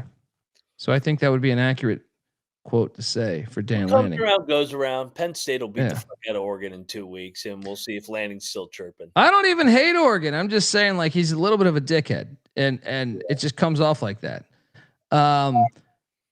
So I have my concerns about South Carolina, Charlotte, North Carolina, and I guess even Appalachian State. Even though I have a lot of money on their over and them to win the Sun Belt, but they barely beat Lindenwood. It was 20-13 against the Penitentiary. Oh my God, how bad's Charlotte? I mean, that's concerning. Yeah. Didn't watch a second of it because I saw they were up like 14-0, and I just assumed it was blowout city. And then we can get to this one, Troy and Clemson. This is the real reason why I lost a lot of money today. Some of it is UTSA. Clemson, man. Well, I started live betting the fuck out of this. Didn't I text you this? Yeah, I stayed away because I was like, I don't know, I don't see any pop from Clemson right now. I kept live betting this fucking thing. Now, finally, my last one was -7, cashed. But man, this is the problem with handicapping when you have these dumbass lightning delays, this fake lightning shit going on out there. Is none of the fans were back. When they first came back, there was like 6 people there. Yeah. That's the whole handicap, because I laid 30.5 from the start, is with the home environment. So by you doing this nonsense and then kicking everybody out, and then they come back, and some of them are slow to come back because you're playing fucking Troy. They've been drinking in the parking lot since 7 a.m. Right? Clemson 27, Troy 16. Lost a lot of money, and then I have my questions with Clemson. No shit. It's almost like they won a bunch of shitload of close games in the ACC last year, and everybody crowned them as the team to beat in college football, going to go 16-0. And I'm like, I don't know, man. Like I like Clemson. I'm a huge Dabo guy. I love Dabo, but they're struggling to run the ball offensively right now. I'm just assuming it was the hangover. Yeah, but like Clemson and LSU kind of look like shit today. Yeah, I'm just talking Clemson offensively. Yeah. 2 weeks now has looked ass both weeks. Yeah, Klubnik is overrated. I feel very confident with that statement. Totally. Yeah. Then there's this one which I also bet on, and oh my god, the back door. Is this Missouri? Kansas had what, a 16-point lead in this game? This is such a 17. It might have been 17. Phony ass Missouri team. I hate this team. Such a phony team. 42-31. I had money on Kansas. I felt good about this, and I honestly felt like 3 quarters in, I was like, Kansas is going to win this. Kansas, yeah. I do wish their execution was a little like, first off, how about the drop ball by the Alabama transfer on that huge 3rd down? Yep. They were going back and forth, and that 3rd down drop by the Bama transfer wideout, I'm drawing a blank on his name right now, was absolutely fucking brutal. Like, that was pretty much the game. Kansas defense still bothers me at times. It's like how do you forget about the tight end on that fucking play? Yeah. Shout out to Eli Drinkwitz. He makes me look like a fool every year, even though I still don't feel like his teams are that good. Yeah. But I thought they were going to lose outright here. So shout out to Mizzou. Your thoughts? Should have at least covered. I mean, god damn, I can't believe we didn't not cover this game. Covered for 59 minutes, and then they break off that run at the end. But yeah, Kansas gave this game away. This was a golden opportunity to win an old rivalry, led by the 3 possessions at one point, and I thought Daniels played well. They just defensively they were bad today. There was one drive where Daniels missed 2 guys back-to-back plays deep, and I was just like, gosh, man, you gotta hit. One of them was a 75-yard touchdown. If he just puts a little bit of air under it, he still played phenomenal. Don't get me wrong, but that drive was pretty fucking like that. And then the drop by the kid from Bama, those are in the same vein. I feel like late 3rd quarter, maybe early 4th quarter. Probably the difference in the game. Tennessee, Joey Aguilar, they look great, even though one of those passes looked like a fucking Hail Mary. 72-17 against these Buccaneers. All right. Great game. Colorado 31, Delaware 7. Yeah, I was a bit surprised that Ryan Staub. There was a third quarterback in the mix. He played good for Colorado today, but I was surprised he was in the game. Yeah, I don't know what to make of that. At least Colorado didn't trip. They didn't look amazing though. They didn't look amazing. Yeah, they kind of put it late. Yeah. I actually think I picked that correct because I had 24.5. Didn't bet it though, of course. Wisconsin blew out Middle Tennessee. That was an easy play. And then, buddy, I apologize in advance. Do I need to take a drink on this next game? Ohio money line hits. Bobcats 17, West Virginia 10. You guys are 2 for 14 on 3rd and 4th down. That's not going to win many games. How about this? Ohio 430 yards of offense to West Virginia's 250. Parker Navarro is fucking really good. He should be. Honestly, I'm actually gonna throw flag on the play to you guys at West Virginia. How the fuck is he not on your roster? 2 hours away. He didn't even play well today. But he should be your starting quarterback. Oh yeah. Oh, we take Navarro right now. He threw 3 picks, right, or 2? 3 in a 2 row. or 3. Yeah, 3 in a yeah. row to us. Yeah. That was a painful 3 hour of my life. I'll take another drink, everybody, after watching that shit. Defensively, I thought they actually were pretty good in the second half. I thought Allie made some good adjustments, but it's a blessing in disguise for what's on deck. I feared this game the entire summer. I talked myself into it that they were going to rise to the occasion, but offensively, they suck right now.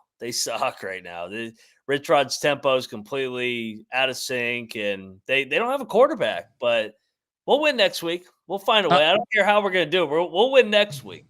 I made a reference to this on the morning show, which I'm sure most of you guys didn't listen to because it didn't come out in podcast form. But I feel strongly about this, and I know you're going to disagree. But okay, my wife is Colombian, right? Mm-hmm. You know, I'm a white guy, right? I go down to Colombia. And there's the stereotype: white guys have no rhythm, right? And trust me, we don't, right?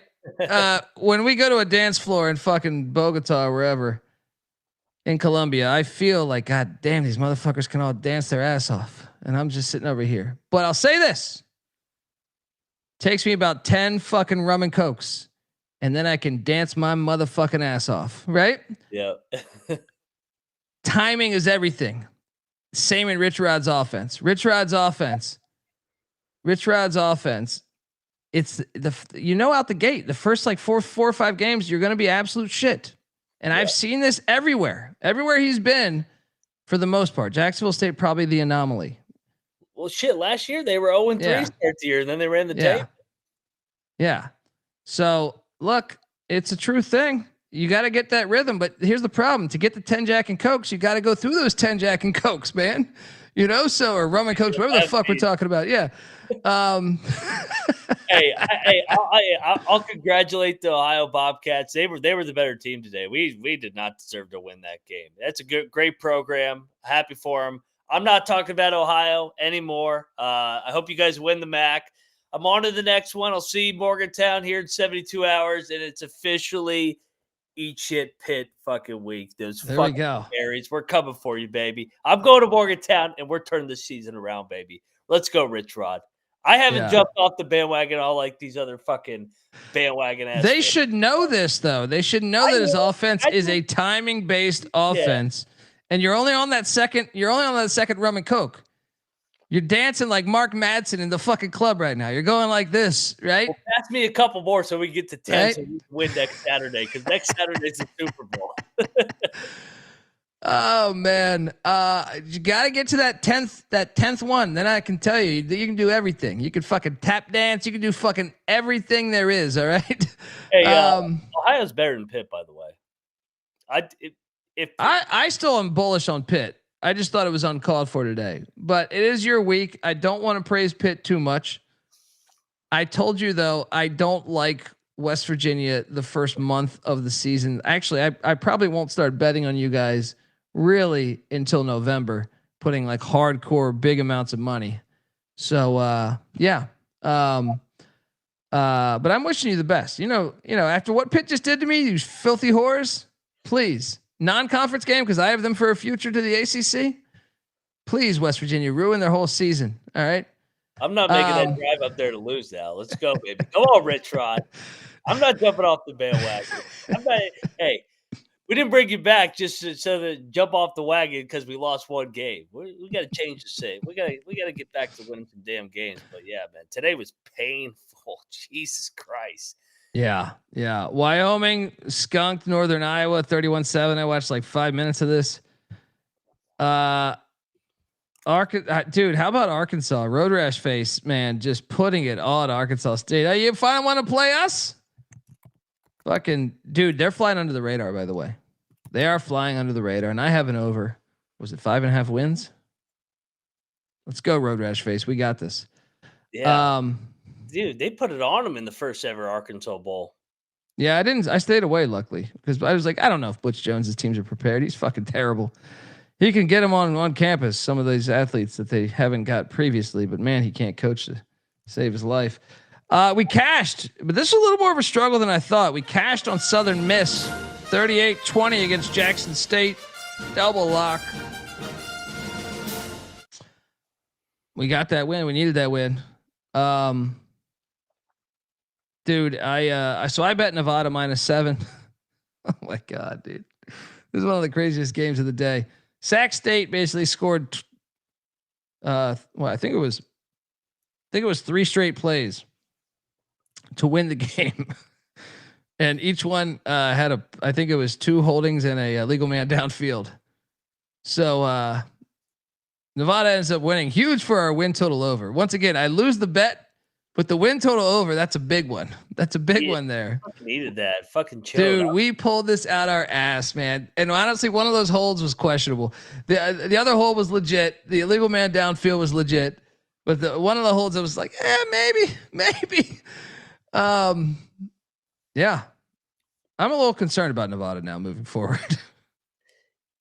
Yeah, but it could have been a body blow game. I mean, they played their ass off against Penn State. That was a physical game last week. Yeah. No, I think that's one of our points of, if we've learned anything today on this show, besides buying a helmet car, is I think the body blow game might really be a thing.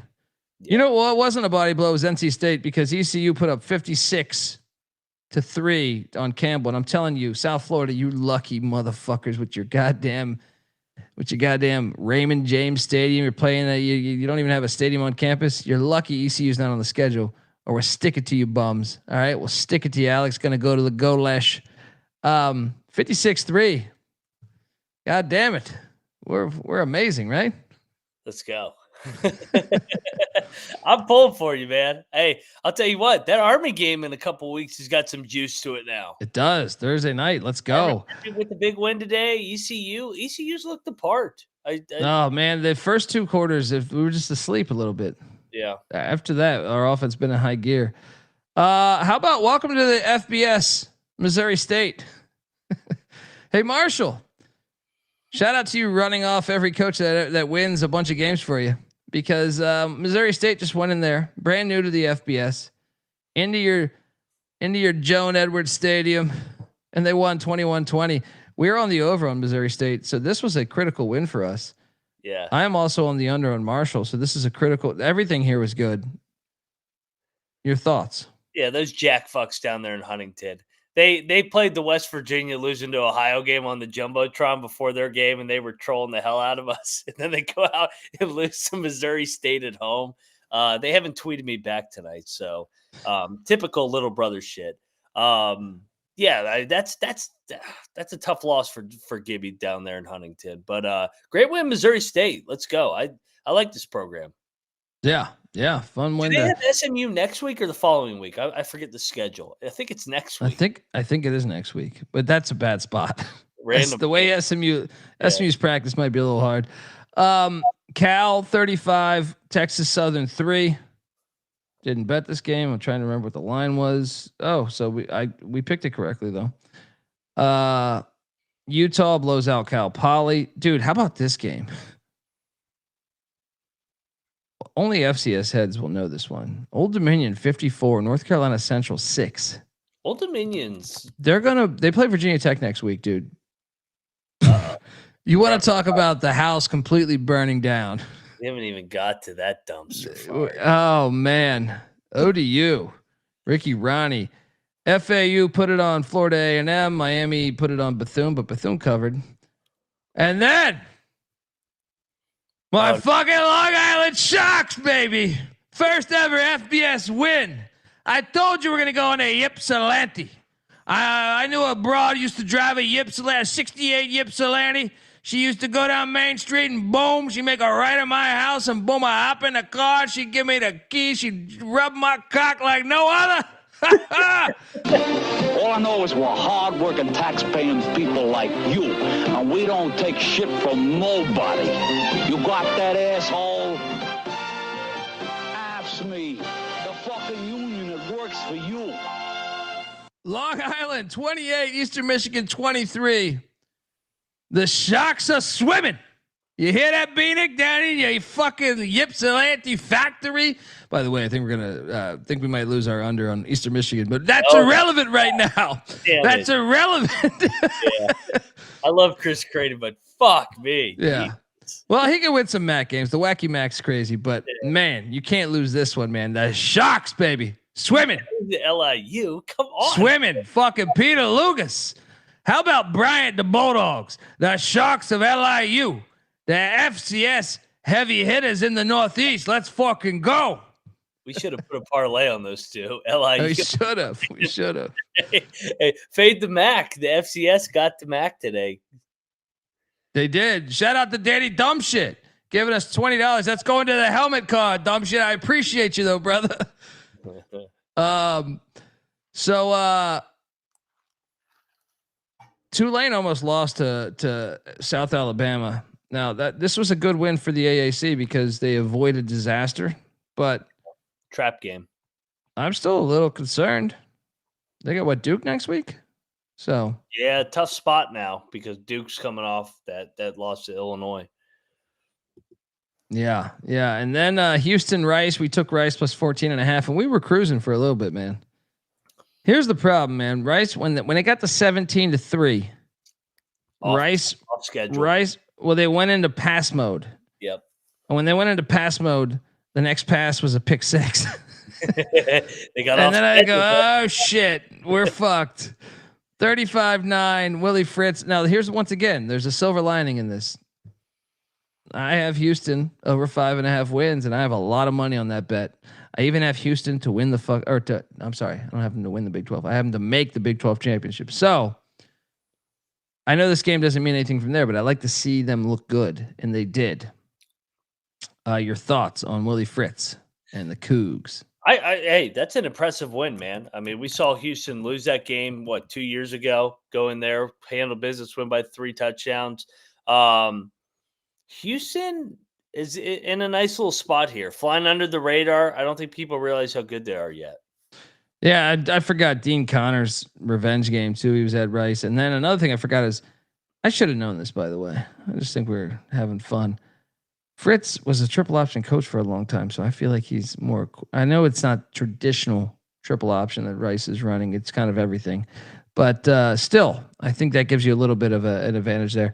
Okay, I'm gonna biggest bullshit of the night, and I feel like honestly, if you did not watch this game, and I didn't have a dog in this game, but like I expect ridiculous apology. Northern Colorado. Yes. Yeah. Horrible. This game was ridiculous. I expect tapes to be sent to the Mountain West Network. This is the reason why I was texting the Mountain West guy. Was it started with this? This is horseshit. Unless they have another view, which no one has shown anybody, and I'm not the only one. The fucking play-by-play guy calling the game was asking for the same thing. If you did not catch this game, this was on the Mountain West app, but Northern Colorado, the Bears out of Greeley, Colorado, who's been a terrible FCS program since coming up. This is an iconic moment for them if they can win against Colorado State, who spends a lot of money, that's on the verge of the Pac-12, of going to the Pac-12. They throw a touchdown with about 30 seconds left from about 40 yards out or 35 yards out.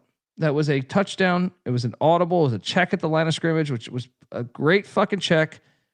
And it is a touchdown. It is a clear touchdown in my eyes. They reverse it and say incomplete. So they ruled it a touchdown on the field.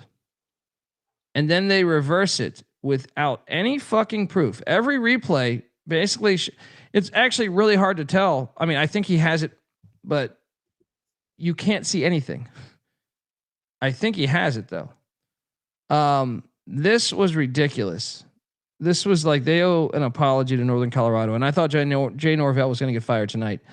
The fact that they overturned this call without any proof, with any shots, this is the biggest tragedy that happened today. Northern Colorado is a program that was D2 not long ago, and this would have been a game-changing win for Coach Lamb there, and they got absolutely fucking robbed.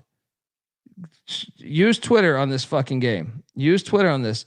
I'm telling you, search this game and tell me that's not a touchdown, which they ruled a touchdown. And then to say it's incomplete when there's zero proof of it being incomplete is absolutely fucking pathetic. It's absolutely pathetic.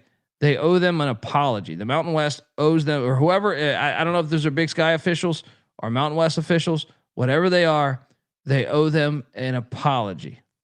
They owe him an apology because that could save that coach's job. Winning an in-state rivalry game like that, and they were the better team the whole fucking game. The whole game, they had the lead from start until like what 4 minutes, and then Fowler Nicolosi runs one in, and they bounce all the way back down the field, and they score a touchdown to win the game. They were fucking robbed tonight, absolutely robbed.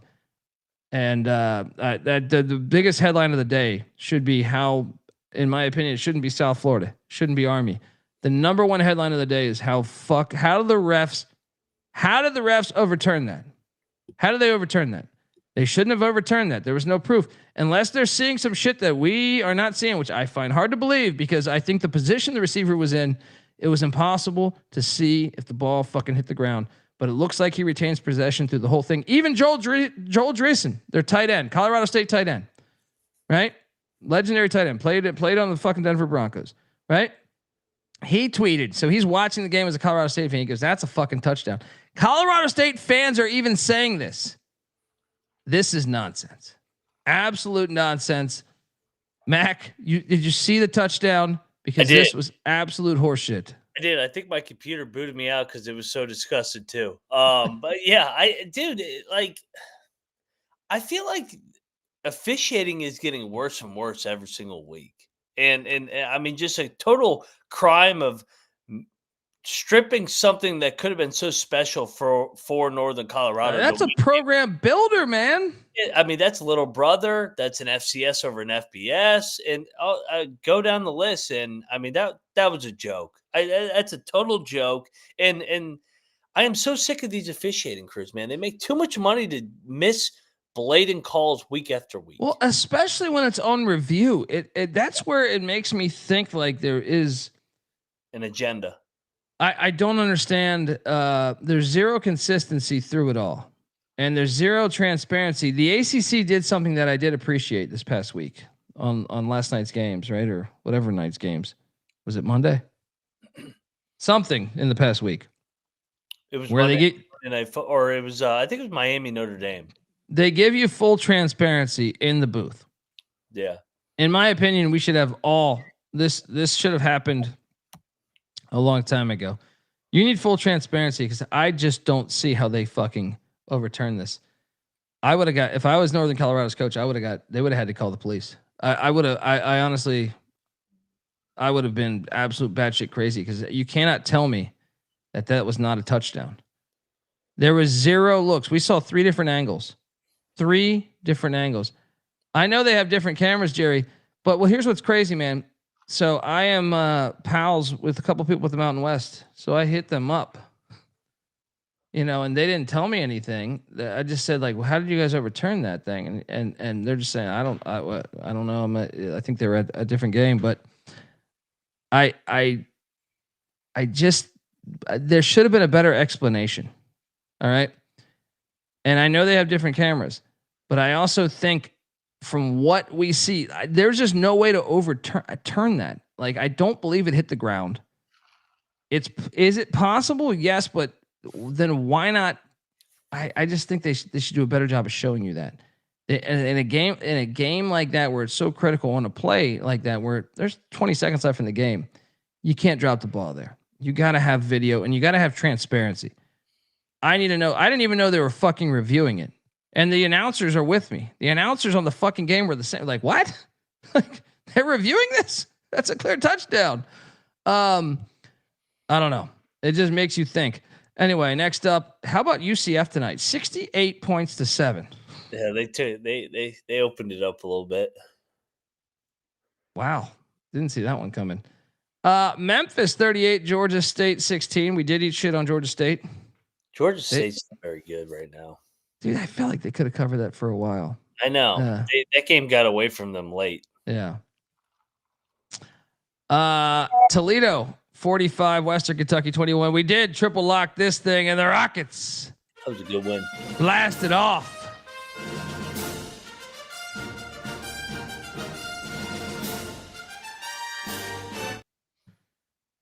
And then Coastal Carolina 13, Charleston Southern nothing. This was a 3-0 game deep into the fourth, and I thought Tim Beck.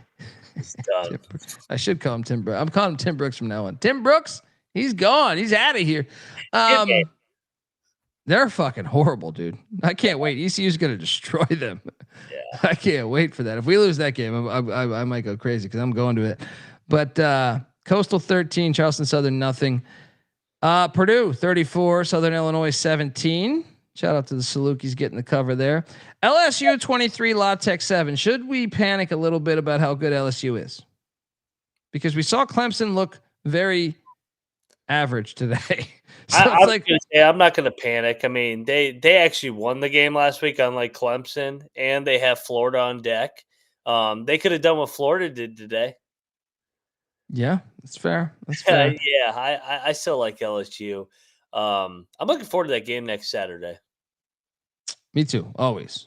Florida LSU always delivers. Oh, that game's so every year. It's fantastic. Michigan, Oklahoma, we cashed on that. 24-13. Fade the young quarterbacks on the road. Age-old tale. Ooh. He had a rough night. Did you see his final stat line? I did not. What was it? 9 for 24 for 140.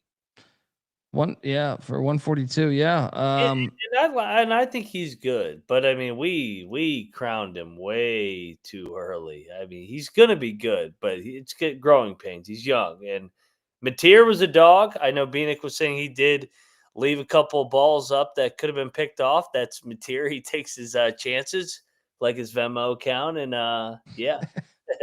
I like Mateer, man. I'm pulled for him after the Venmo shit. He's one of us. Yeah, I like Mateer too, but I still have my concerns. I got to see them hit the road. You learn about a team when they hit the road. So I thought Oklahoma was good defensively tonight. I thought they flew around. Well, they were good defensively last year. Like that defense has been intact. Yeah, Venables can coach some defense, man. Yeah. Yeah. I mean, it kind of went exactly. I think I said I was on Sports Grid tonight, and I believe I said the final score would be 24-16. So I was pretty close. Chapel Bill 20, Charlotte 3. Getting in dust ups with the Patriots organization's great. I do love that aspect of this, but if you really look into this, Carolina only had 32 yards of offense more than Charlotte. Oh yeah, North Carolina's not very good, but you got that win. Yeah, hey, you got to start somewhere. They're not very good right now. I think Belichick will get him better. I still question how good this roster really is, though. Yeah. And then one of the games of the night, and I know I have a lot to talk about here. Shout out to Daniel Cady. I know he's an ASU fan, so I'm sure he's considered jumping off of a fucking roof at some point in the past hour or two. Mississippi State 24, Arizona State 20. In my opinion, I think Arizona State was the better team. But shout out to the people in Starkville that stormed. Fuck Greg Sankey. Storm. Shout out to Will Mormon as well. But I have so much to talk about in this one because Mississippi State got up 17. Was it 17-0? 17-0 in the blink of an Yeah. eye. I mean, Mississippi State came out like ready. They were ready. Kentucky Derby. I mean, they came out blazing. Hit him in the mouth off a big touchdown to start the game. 17-0. That place was on fire. Well, we had a money line, by the way. I mean, we cashed here. We had Mississippi State money line. But Arizona State comes battling all the way back, and one of the bigger sequences is what do they have? A 2nd and goal from the 1. Yeah, and they end up kicking a field goal. I actually thought they were going to survive that. Right? I thought they were going to survive that. But what are they doing on 3rd and 9 with that? First off, so they had a breakdown defensively, but they were also going man and leaving no one back on a 3rd and 9, which is a ballsy fucking call. Ballsy call. And Mississippi State beats them. 3rd and 9. There was a miscommunication, it seemed like, from what I understand. At first I wasn't sure if how that broke down, but from what I just saw tweeted out, I think there was a clear miscommunication on where someone should be. Yeah. And they pay the ultimate price for it because 60 yards later was a touchdown and Mississippi State wins. They stormed the field like they should. But man, is this a huge loss for the Big 12, even though I don't think Arizona State was, it's not a conference loss. So Arizona State can still make the playoffs, but this was Heartbreak Hotel in the way it was. Brian Ward, who I love as a DC for Arizona State, too aggressive there, man. Mississippi State hadn't done anything offensively in the second half. What are you doing with that play call? I know. That's a tough one. And what a great game though. Oh, I mean, and the best. I mean, everybody had eyes on Michigan, Oklahoma. That atmosphere in Norman couldn't touch Starkville. Starkville was on fire tonight for that Arizona State game. They had to score at the fucking 1. How did you not get away with points at the 1? Oh, I know. And then they had to settle for a field goal. But hey, you know what? And Daniel, I know you're pissed off in the chat about Dillingham. Perspective, the fact that Dillingham in year number 3 has got you to a point where you're getting the field stormed on you by an SEC team shows you how good Arizona State is. They didn't play well tonight, and they still probably should have won that game. So that was just a fun football game, man. I don't know if I should say they should have won because they got down 17-0, but they got hit in the mouth with the crowd. The crowd energy really hit them in the mouth, but then they settled in. I was about to say, from second quarter to fourth quarter with 5 minutes left, I thought Arizona State was the better team. But you got to finish. You got to finish right there. Credit to Jeff Levy, and credit to Shapen for that pass, and making the right read. And that was very impressive. Shout out to Hail State. They can beat somebody in the SEC this year. Yeah, they play Florida in a few weeks. They could definitely beat Florida. Yeah, they can beat Tennessee's fun. Yeah. I watched 0 of this game, but Nebraska won 68-0. Like they had fucking, Damon Benning and Amon Green and Tommy Frazier and all these other greats. What the hell was this? 68-0? Akron's pretty bad, man. Yeah. This is one of the best games of the day, in my opinion, too. And I would have never admitted this or predicted this, I should say. Michigan State, Boston College was a game. And I'll be honest. Back-to-back years now.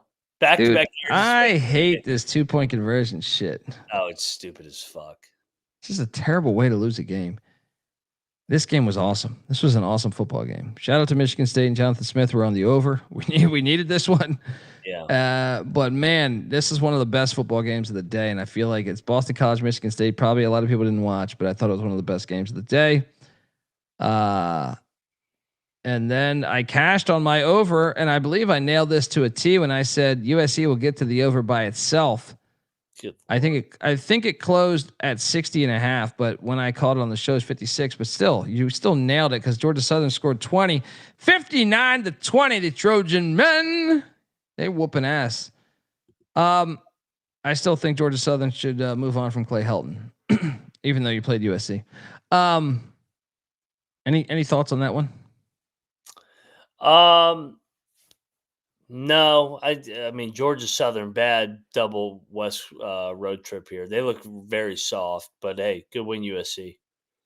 Yeah, and I know we got to close out here in a minute, but you got foolish, buddy. I did bet this. I know. I did cash. We're up double digits at halftime. I can't see you from all that piss in your face. Diego Pavia. What's the best part about football, or one of the best parts about football, is it's a 60-minute game because you can make major halftime adjustments. One team did and one team did not. No shit. Vanderbilt 44, Virginia Tech 20. Vanderbilt scores 34 unanswered. And Pissin' Pavia has been making me so much fucking money in my life.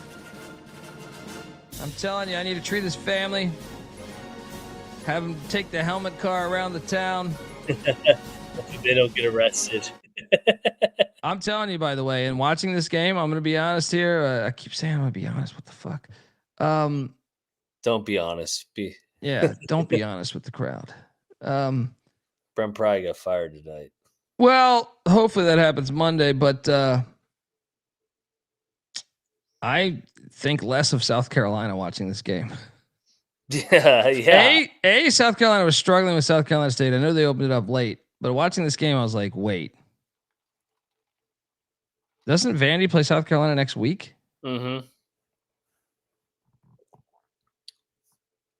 I'm intrigued because I'm very impressed with Vanderbilt, like I was all year. And my win total over 4.5 is looking pretty good as I projected this one. And shout out to Stacking the Money Green because I know he was with Kramer in the sports book there. And look, Vanderbilt had 500 yards of offense, just about. I think 9 yards short of 500 yards of offense on the road at Lane Stadium in prime time. Diego Pavia is a fucking beast, and he's one of the best quarterbacks in college football. I don't care what anyone says. He is. He really is. I mean, he completely took over that game. I mean, that was a dream spot for Virginia Tech. Revenge game, Lane Stadium, home opener, and they just got the doors blown off them in the second half. There was no fluke to that game.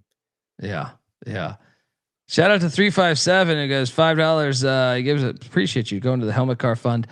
Both your thoughts about Jay Cutler as a player and his 4-day sentence in prison for a DUI. Was it his first DUI? I need to know more intel. Cutler's kind of a shit show. I kind of like him. No, I don't like him. He's a dick. He's kind of hilarious. He's like Jeff George, but I mean, I guess there's a part of me that enjoys that, the dickhead quarterback. But he played like a pussy to me still though. Like he would not check down the ball as often as probably he should have. And I can appreciate that, but I also thought like he was kind of a pussy when he had to there's you need to run for 3 yards. I always felt like he was kind of, but I guess it's almost like Spurrier. I've appreciated him the further I've gotten away from watching his games. 4-day sentence for a DUI. Was it? I'm assuming it's the second or third. He needs Mike Gundy to represent. How do you get a 4-day sentence? What did he blow? Because I'm like, how does that just happen like that? But Gundy can represent him. He's about to be done at Oklahoma State. It's true. That's true. I think I'm expecting Pry to be fired Monday, right? He'll probably get the ODU game. They're gonna lose to ODU. Yeah, You should fire if you want to win next week. You got to fire him Monday, right? Do you think they fire him mid-season like this early? Well, because you could still win the ACC championship, but what are you doing? The guy's bad. He's such a bad head coach. My thing was just watching the way the game unfolded and just the crowd quitting. Like, that doesn't happen at Lane. And I hate Virginia Tech as much as anybody, but I have a respect for that building. And I was like, man, what the hell happened to this program? Yeah, love Vanderbilt. They're gonna fuck up some of these teams. Can't wait. Damani, what up, man? Auburn 42, Ball State 3. I watched 0 of that game. God, the Ball State fans, where are they at? We also cashed on Alabama minus whatever the fuck the number was. As they won 73-0 against ULM. Easy play. I mentioned before Pitt doing me really dirty today. And the other team that did me really dirty was Louisiana. Oh, that was such bullshit. I can understand this one at least because it's an in-state foe. Yeah. Who wants to be an FBS. So they're a threat to you. But Louisiana and McNeese, I had 20.5 points, and I think you did too. This was dirty. This was absolutely dirty. This was like a 17-10 game with like 7 minutes left or something. Yeah. And just to run it late, to score that late, you motherfuckers. But I understand this one more. The Pitt one is more straight. Like Pitt and Central Michigan had never played before today. McNeese in Louisiana, like I do believe like there's some alums and probably some shit of like, hey, fuck this team. They're trying to give you FBS. They've been talking shit for us. You get the opportunity, you run it up on them. And I'm on board with that. That's what the sport should be. But man, it was dirty. We were on the right side of this. And we lost, and it was pretty harsh. But I had a horrible end of the night here because I had UCLA. Mullen are they going to make the playoffs even though they're not that good? They hung on for dear life, but they got it. Would they get a pick in like the inside the 20? UNLV 30, UCLA 23. How about the crowd starting to chant Nico, Nico, Nico, and then he throws a pick at the end. I'm like, this fucking guy. UCLA is a joke. This was great. I mean, this was another one where I lost money. Yeah. For this game, but I have a large bet on UCLA under 5.5 wins. So I was like, okay. Yeah. Okay. And ego wise, I don't want to see Nico do well. I don't want to see UCLA do well. I don't like how that was handled. Like him doing bad and it going the south the way it is, I think is great for the sport, to be honest. Yeah, but I blame his dad more than him. He's just a fucking 20-year-old. Yeah. Well, 100%. But yeah. I don't want him. I don't want that to be the new standard where, I'm going to hold out of the playoff game and demand this amount of money. And then that's true. I mean, look, I told my dad to fuck off and I moved to California when I was 21. So I feel like you could be like, Dad, what the fuck you do? Can you shut the fuck up and let me play quarterback? But at the same time, he's not very good. He's not very good, by the way. Well, I mean, he's learning a new offense. I mean, I don't know. He had moments tonight, right? He's just so up and down. He's not. Yeah. He's just not worth all the baggage that comes with him. Well, especially if you're factoring his dad, right? His family. Here's what's crazy: is UCLA outgained UNLV by like more than 75 yards, and they still lost, and they never had the lead in this game. Yeah, quite fascinating. But I do believe New Mexico is live next week. What about these Rebs, man? I thought they would be at this point in the season. I thought they would be 2-1. I had them losing this game. They're 3-0, and they're at Miami, Ohio, and Miami, Ohio is not nearly as good as I thought they would be. So I got a feeling they're going to be 4-0. God, I hate this team. I don't think they're very good either. I think this is my kryptonite. They're my kryptonite. Every year I think they're going to be trash, and they end up being like decent. I'll bet Miami of Ohio next week. That'll be a lock. I don't know. They didn't look good again today, though, man. I don't know. Yeah. It is at Miami, Ohio, though. They've been on the road for a while. Yeah. They haven't played a home game yet. There's that. UTEP looked great against UT Martin, which makes me think Oklahoma State's really terrible. I had a bunch of money on Tulsa. This game was ridiculous. Tulsa caught a pass down to the 2-yard line to potentially take the lead, but the receiver stepped out of bounds like 13 times on the route. This game was ridiculous, man. This was the game I felt second best about. Tulsa had a 200-yard advantage at halftime and was down 3-0. I repeat. This is a stupid game. How did I lose money on this fucking game? Fucking Tulsa. They had like 215 yards to like 40, and they're down 3-0 at halftime. Yeah, unbelievable. New Mexico State, they're another threat to ruin my under. South Carolina 38, South Carolina State 10. Okay, no opinion there. Big rain delay in that game.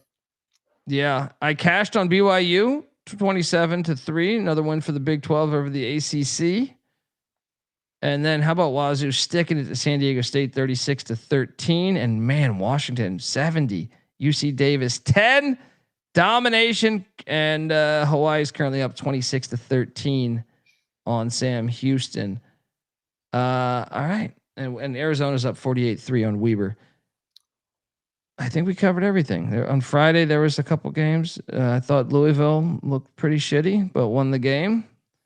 Covered my 12 for me, 12.5. Northern Illinois, Maryland. Fuck you, Maryland forever. Because that game should have covered. They're the worst. And Northwestern destroyed Western Illinois, and Boise covered for us. Any other takeaways from this Saturday, Mac?